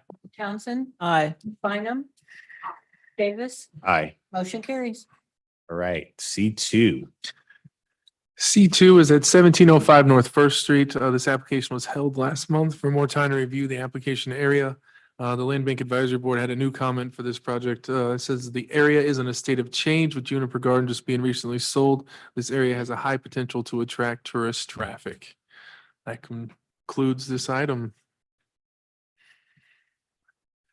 Clerk, do we have any public comments that's been received for this? No comment has been received. Okay, any public comment online? No hands are raised at this time. Okay, from the gallery here on site, would anybody like to offer public comment for this item? All right, okay, I would take that as no. All right, we'll close the public comment. Colleagues, any questions or comments regarding this application? Again, this is C2 1705 North First Street. Yes, I believe that is a hand. Commissioner Townsend. Thank you, Mr. Chair.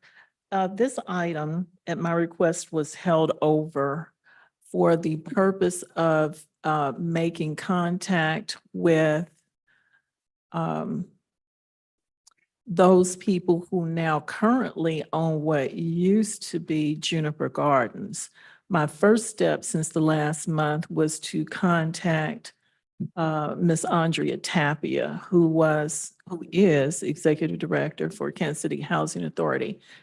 And this property that was Juniper Gardens that fronts this requested lot. This lot at 1705 North First is about as far east behind parts of Juniper Gardens as you can go. But we wanted to look at this more holistically, not just this one isolated lot. I just received the contact information for the new owners of what was Juniper Gardens. So I would like just one more month to contact them, see what their plan is to review the plan that was undertaken by an entity with regard to what Juniper Gardens' future uses could be in that area. So we're not just making this one determination in isolation. And I will be contacting the applicant. Nothing against them, just wanted to look at this more holistically. And so that would be my request, to hold it over one more month. Thank you. Thank you, Commissioner. There is a motion to hold over. Any other questions? Clerk online, do we see anything from Commissioner Hill? No hands are raised. Awesome, awesome. All right. There is a motion to hold over. Is there a second? Second. There's a second to hold over. Commissioner Bynum, did you have a?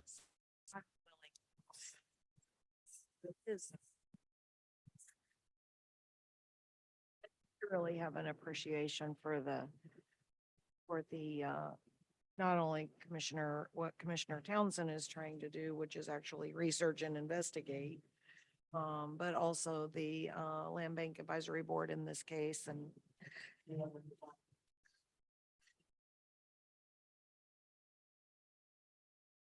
so like I guess I'm willing to wait another month for more information. I really thought we had held this more than one time. I really thought I had seen this like report. But maybe it was a different parcel that was very similar. Commissioner, it was this one. This is the one that got held at full commission. I got sent back to standing committee, and then it got held to standing committee again, and now we're here tonight. When we held it at full commission, we had heard it at standing committee. Yes. Moved it to full commission. Then at full commission, we sent it back to Yes. standing committee. And at that standing committee, we held it. Yes. Now we're holding, no wonder I feel like I've seen it many times, because I have. So I'm good with that. With the possible exception that after all that time, we might come back as a body and say, no, thank you. And I guess I just feel like if that's what we're going to say, we should just say it. But I'm willing to hold it. And Commissioner Townsend wants to respond. So I will give up the floor. Yeah. Well, and it's the same applicant, but kind of a different application, because my understanding is, and please help me on this, Mr. Knapp, the original application was for like a mushroom farm or some sort of gardening or something of that nature. Yes, Commissioner, and the finances just didn't work out for that type of business. So that's when they changed it to like a 2-unit contractor building. Gotcha. So it had changed over. So that is why. Clerk, you're giving me a signal here. We have the applicant online who's requesting to speak. Oh, the applicant is online. Okay. Well, let's do this. Commissioner. Okay. All right. Yes, applicant, if you are online, please just announce yourself and then your city of residence, and then you can go ahead and speak. Hi there, Amelia Hirschfield here. I live in Kansas City, Missouri. Yeah, I would just love more information as soon as you guys can get it, because I have been waiting just to get in and any kind of yes or no, because I am taking time out of my time to talk to the EPA, figure out what's going on with the soil that was a concern previously, and now hearing about other potential concerns. So any kind of information sooner than later would be appreciative on my end. I also understand that you guys want to make the best decision as you can for the development and possible future decisions of the area. I have found plans online of what they plan to do with Juniper Gardens. And from my plans that I've seen, I don't know if this is actually what the new owner is wanting to do. They are, from what I've seen from the sale of the gardens, which was approved by a commission, they're planning on putting a very large industrial area. So they're wanting to keep it somewhat industrial, but also move some of the more residential areas to the northern area of that development. So my goal was to keep in line with that industrial look. So I would keep kind of a more harmonious look with throughout the area, if that makes sense. Thank you. Commissioner Towns. Thank you, Mr. Chair. Thank you, Ms. Harshfield, for your comments. And let me assure you, I have no preconceived yes or no at this point. It's all about doing what I alluded to and what you just alluded to. And I wanted to make sure, because this question came up last month, was this a holdover of this item? And it was confused last time with another project that was further down First Street in the same area. So I wasn't around when the mushroom application came through. So that wouldn't make it something totally different than what it is now. So I appreciate your interest, Ms. Harshfield. I still stand by my motion, just this one last time. Cohesion for what that area will look like, I think is important, and we need to know, neighborhood needs to know what we're talking about before we just do one project here, one project here, one project something else, and none of them may look the same or blend well. So that's all that's about. So I appreciate your indulgence. Thank you. All right, committee. There was a motion to hold over to our next meeting. Is there a second? Second. All right. Hill previously seconded. Oh, she did. Oh, she did. Awesome. All right. So, okay. So that's the third second. All right. Clerk, call the roll. Roll call. Hill, Aye. Ramirez, Aye. Townsend, Aye. Bynum, Davis, Aye. motion carries. Awesome. This is the last application that we'll be looking at for this section for our land bank business. Mr. Knapp. All right, so this property transfer is transferring property from the UG into the land bank for that same Vibrant Health application and Northeast Development. It's just to get all these properties in the land bank name so we could make one option agreement to make it simpler. Awesome. Thank you so much, Mr. Knapp.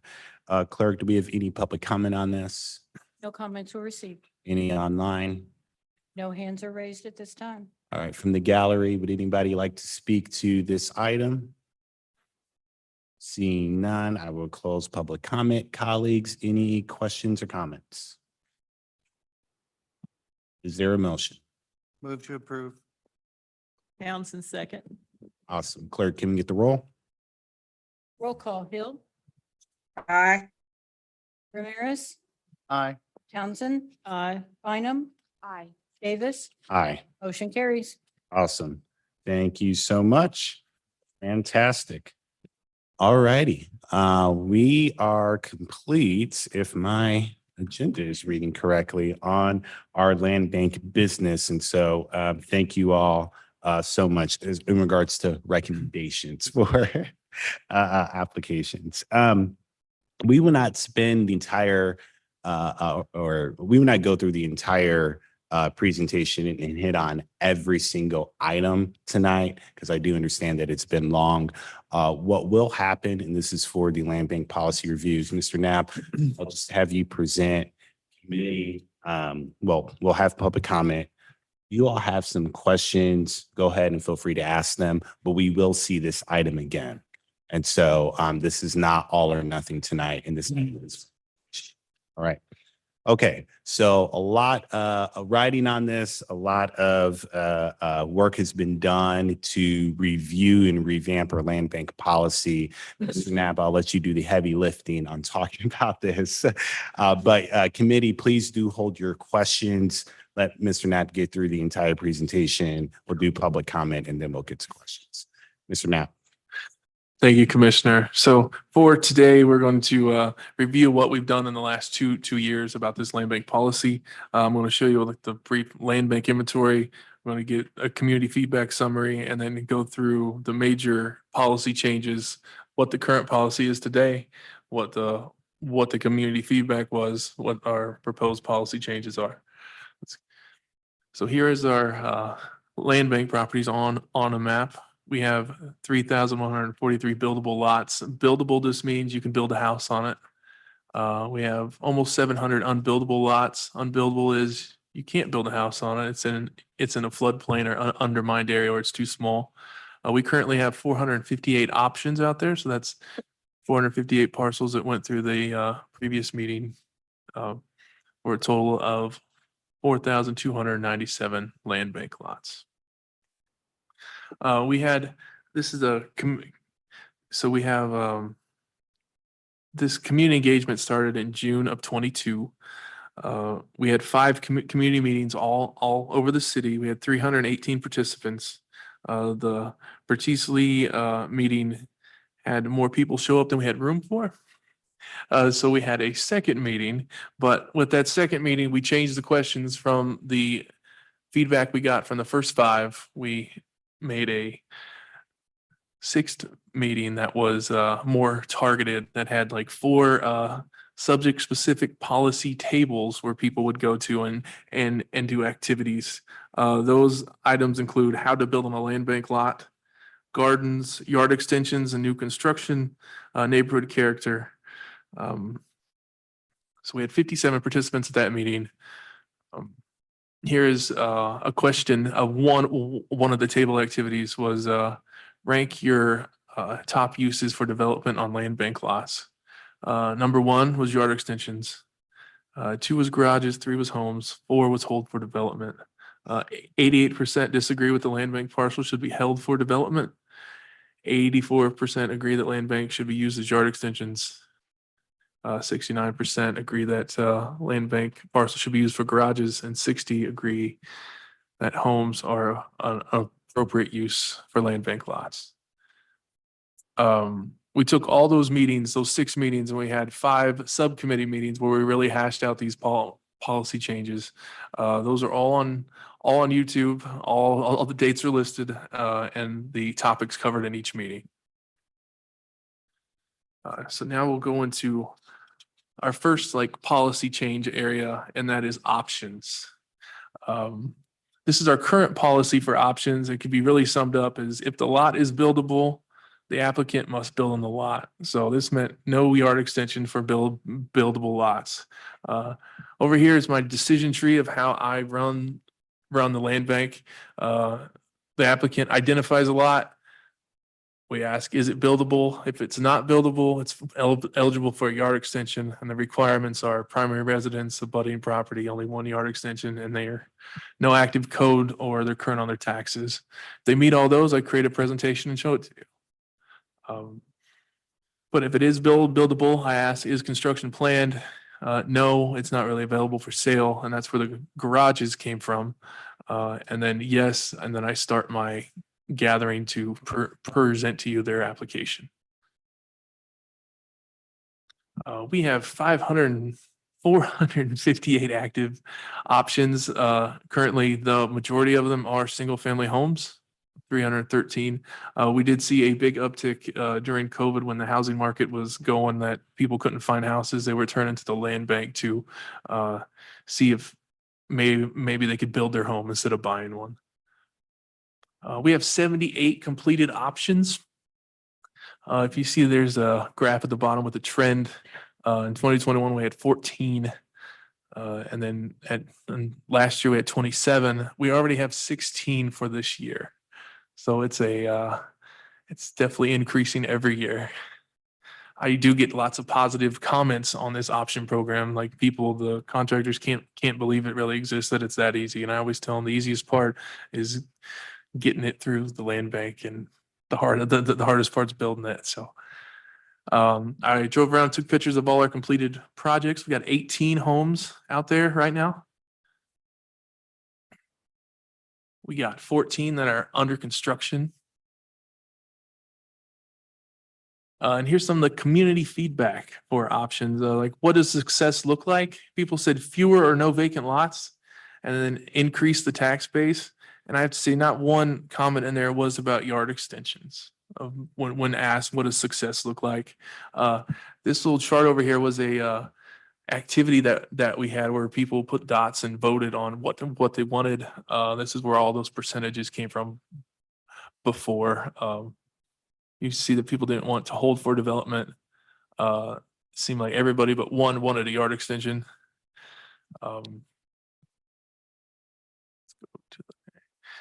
And the next question is, what should be the purpose of the land bank? It said affordable housing, local ownership. Gardens did make it into this one, increase the tax base, and my favorite one was to get rid of itself. So for the proposed policy changes for options, overall the options, we got very good feedback for the option process. So the changes are kind of small and they mostly help me, the land bank manager, give deadlines to these option agreements so I could stop them. The first one is the start date is the date of the Board of Trustee approval. So the night of the full commission, when you vote for it, that's their start date. Before it was when we started, when they signed it. People would wait very long to sign their agreements. So that leads us into the next one. They have 45 days to sign the agreement after you approve it at that full commission meeting. If they don't sign it in 45 days, I could cancel it. And extensions, the land bank manager can extend the agreement once if progress is being made. So when it's first approved, it's for a year.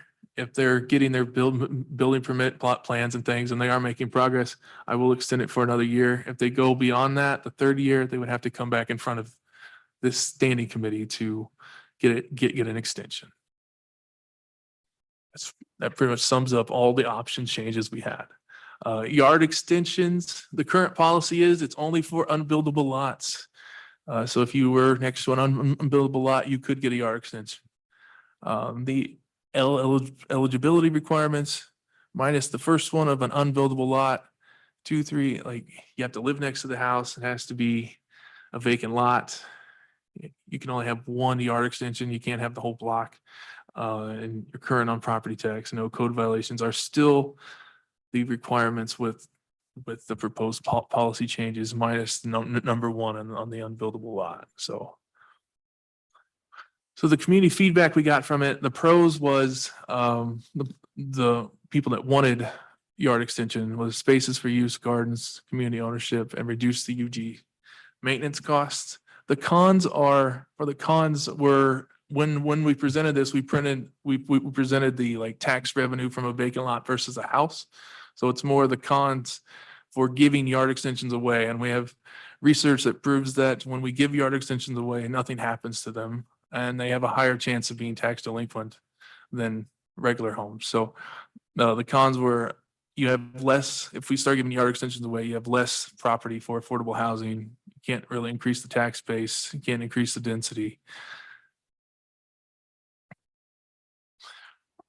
So what I did miss on this, we jumped straight to pricing, but the direction we got was we wanted to start approving yard extensions again.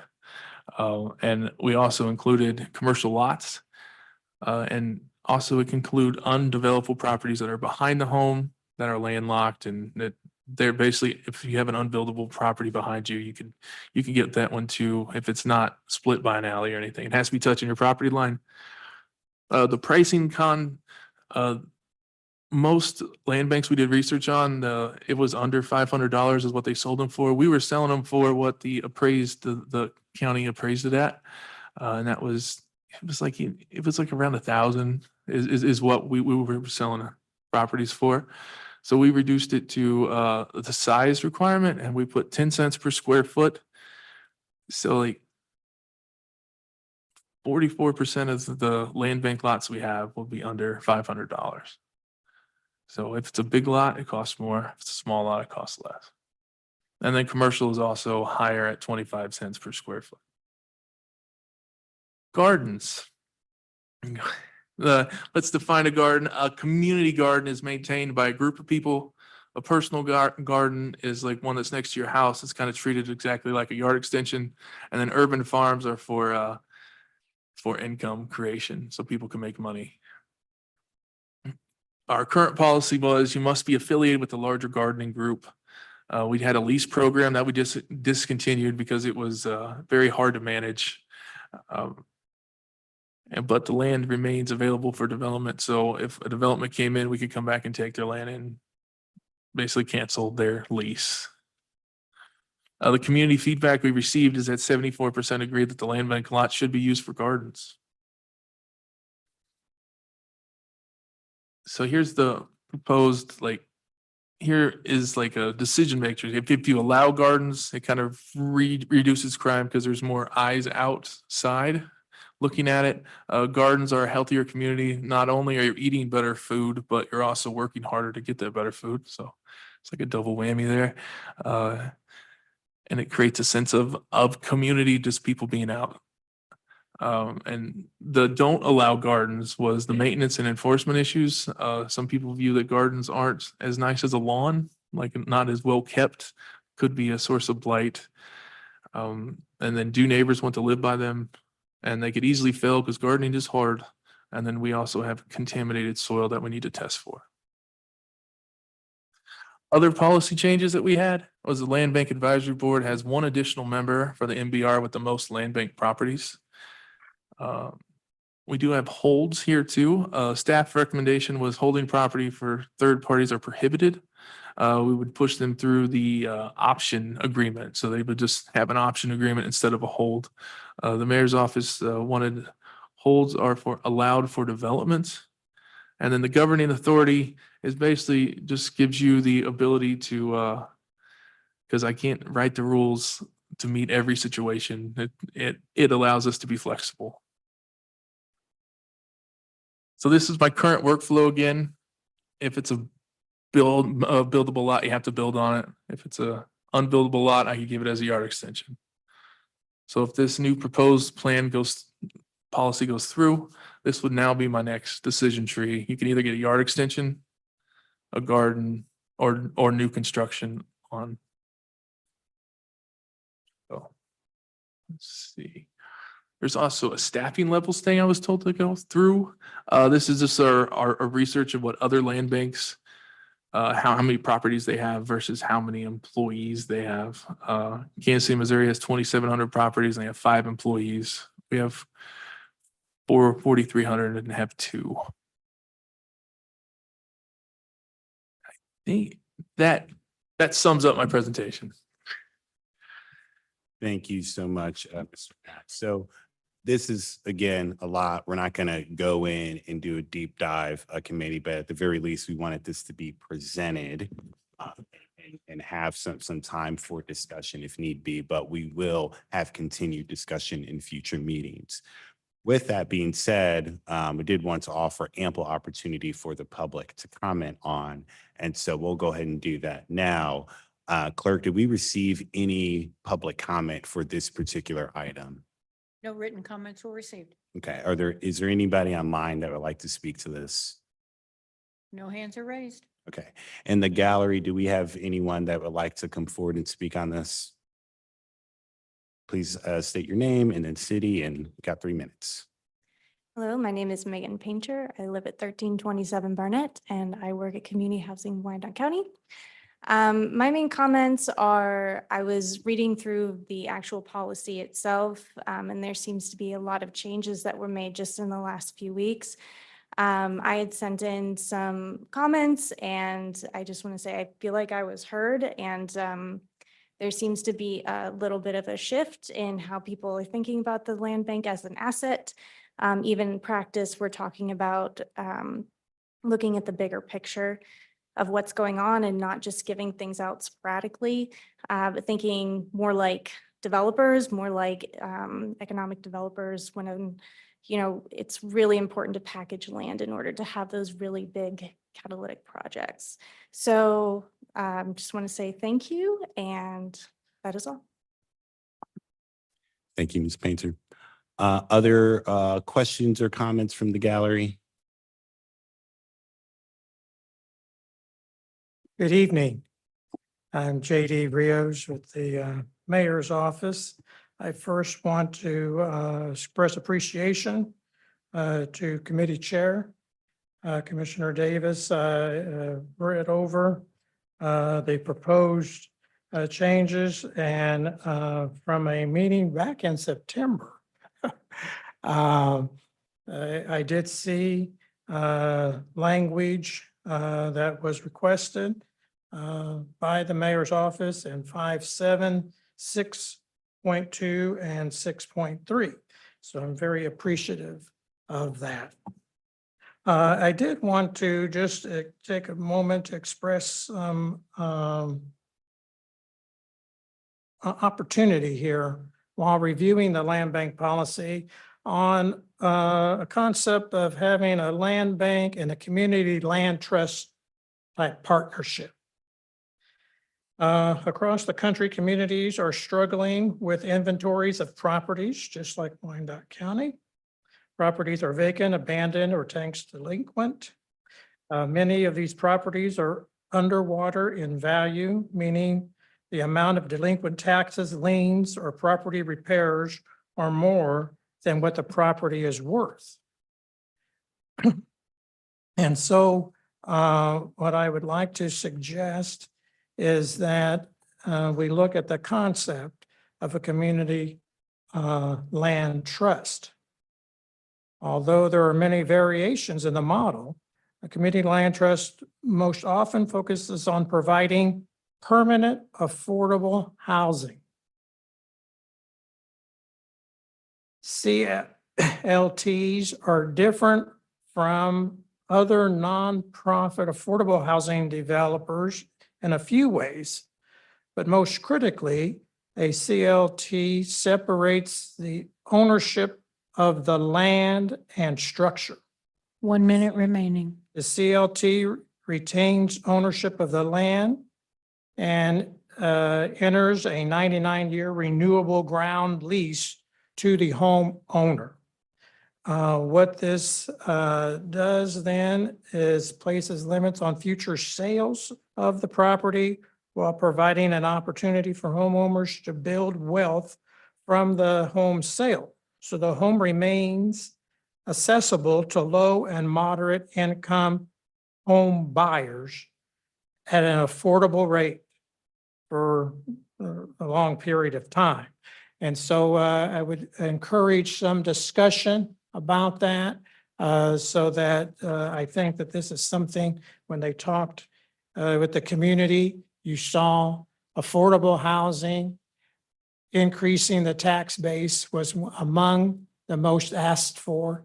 And this concept could be a tool to that end.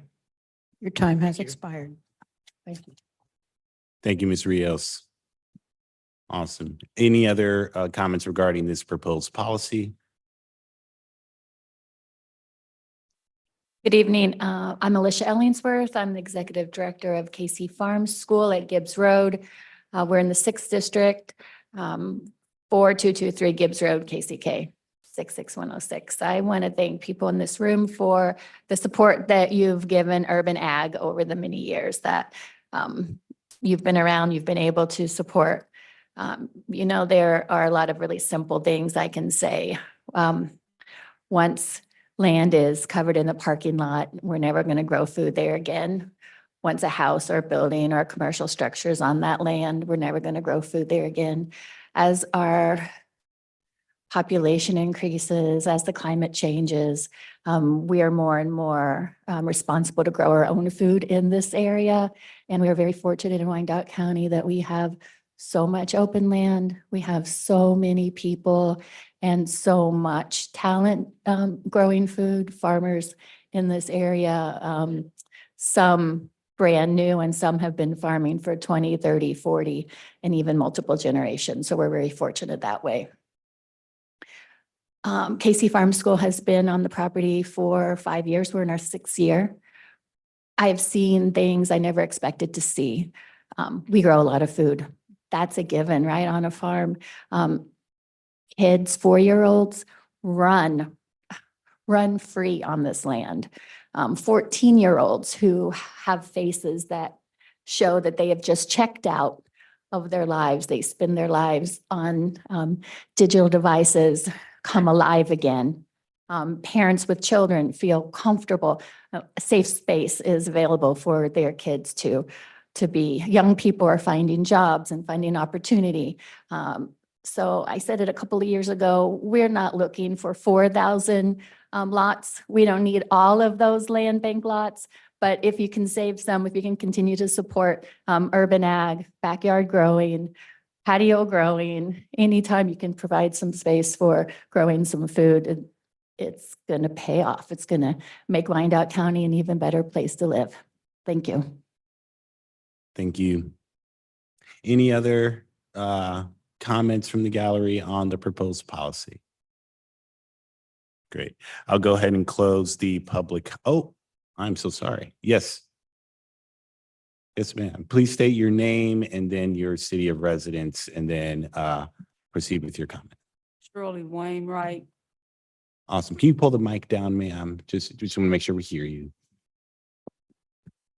Shirley Wainwright at 41 Cleveland. I want you to go over a little bit on the yard extensions. Because I heard something about you only one lot, and if you're on it, unbuildable lots. I'm so For the qualifications. I'm so sorry, ma'am. Can you restate that? I couldn't hear you. Okay. You want my name and everything again? No, just now, just the question that you had. Okay. The question I have, I wanted to know I didn't get to hear a lot about the yard extensions and the gardens or whatever. I'd like for you to go over a little bit more on that. If you have property and you might want to do a garden or a yard extension on it, the qualifications. And I heard something about only one lot, but I want to know a little bit more about the qualifications or for acquiring it. Awesome. Okay. Is that all for your public comment, ma'am? Mhm. Awesome. Okay. And we will make sure that that question is answered throughout this process. And so we will get you that answer. Thank you. Thank you. Thank you. I will go ahead and close the public comment. So thank you all for your questions. We wanted to make sure that everyone's questions were on record. That way, as we go through this process, we're able to review. And so if we do not answer your question today, or tonight, there will be ample time in the future to get to those particular discussions. Committee, the way that I see this, and being mindful of the time and everything else, is if you don't have any pressing questions for tonight, we will use our next meeting to go more in depth on this policy. I want staff to go ahead and present on it and for the public to comment on it. But in our meeting in April, we'll really be able to go forward and have those discussions. And so I didn't want to deprive anybody if you had anything burning that you wanted to ask, but you will get another opportunity in April. But did anybody have anything? Yes, Commissioner Bynum. Thank you very much. I would appreciate if Judd, for Ms. Wainwright's, she's here and she wants to understand better what we are proposing for yard extensions. So if you would just go over that again quickly, and I will, before you do, what I think we need to contemplate for next time is the holds.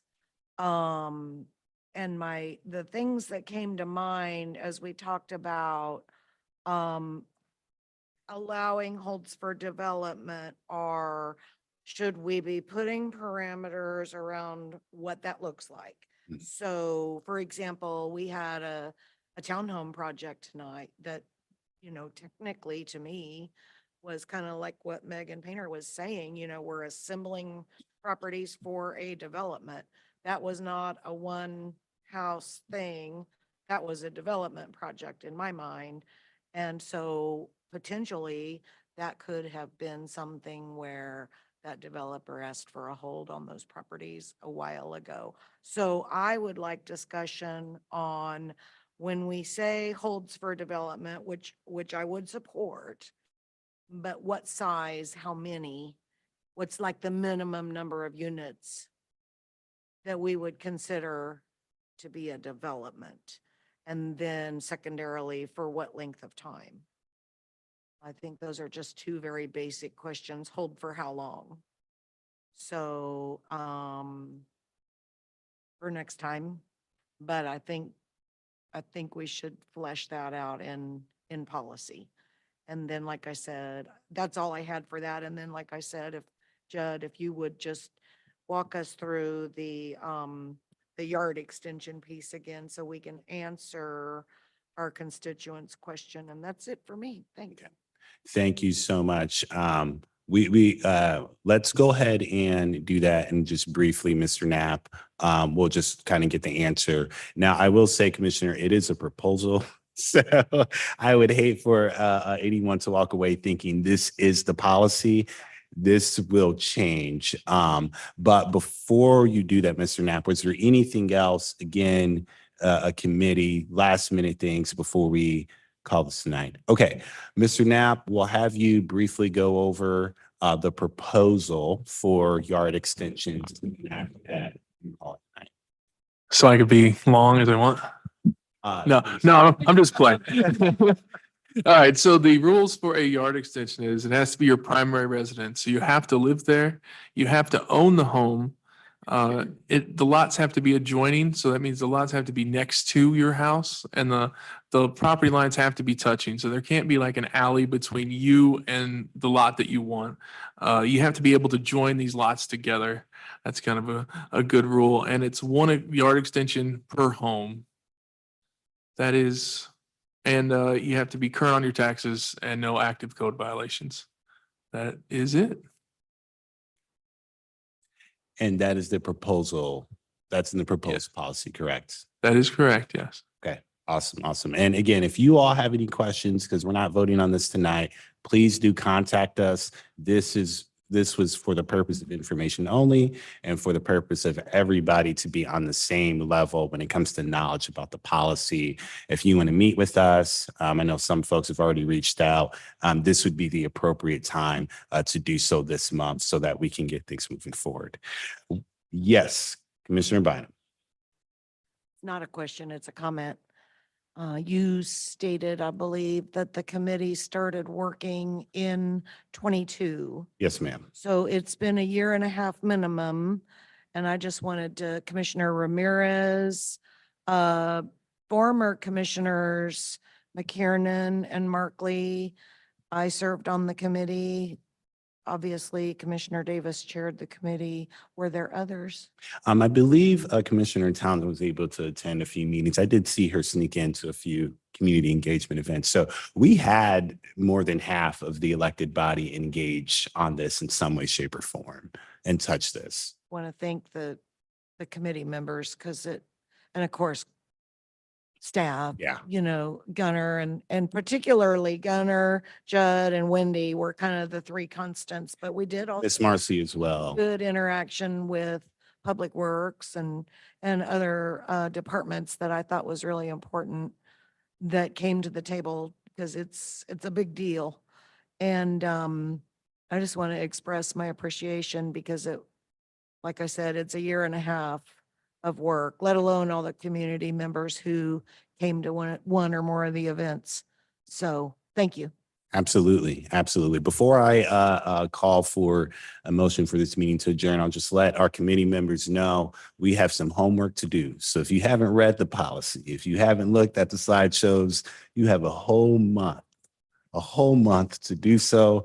That way everyone is caught up. I would also encourage everyone to schedule meetings with your constituents, talk with folks, talk with business owners, talk with our NBRs, organizations, what have you, so that we can get as much information as possible, as well as our colleagues at the mayor's office. With that, I will call for move to adjourn.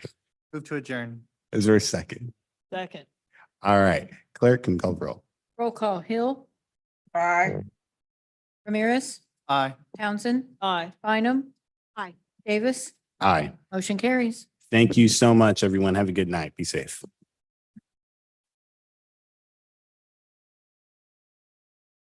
Hey, everybody. Oh, you do the same. You do the same.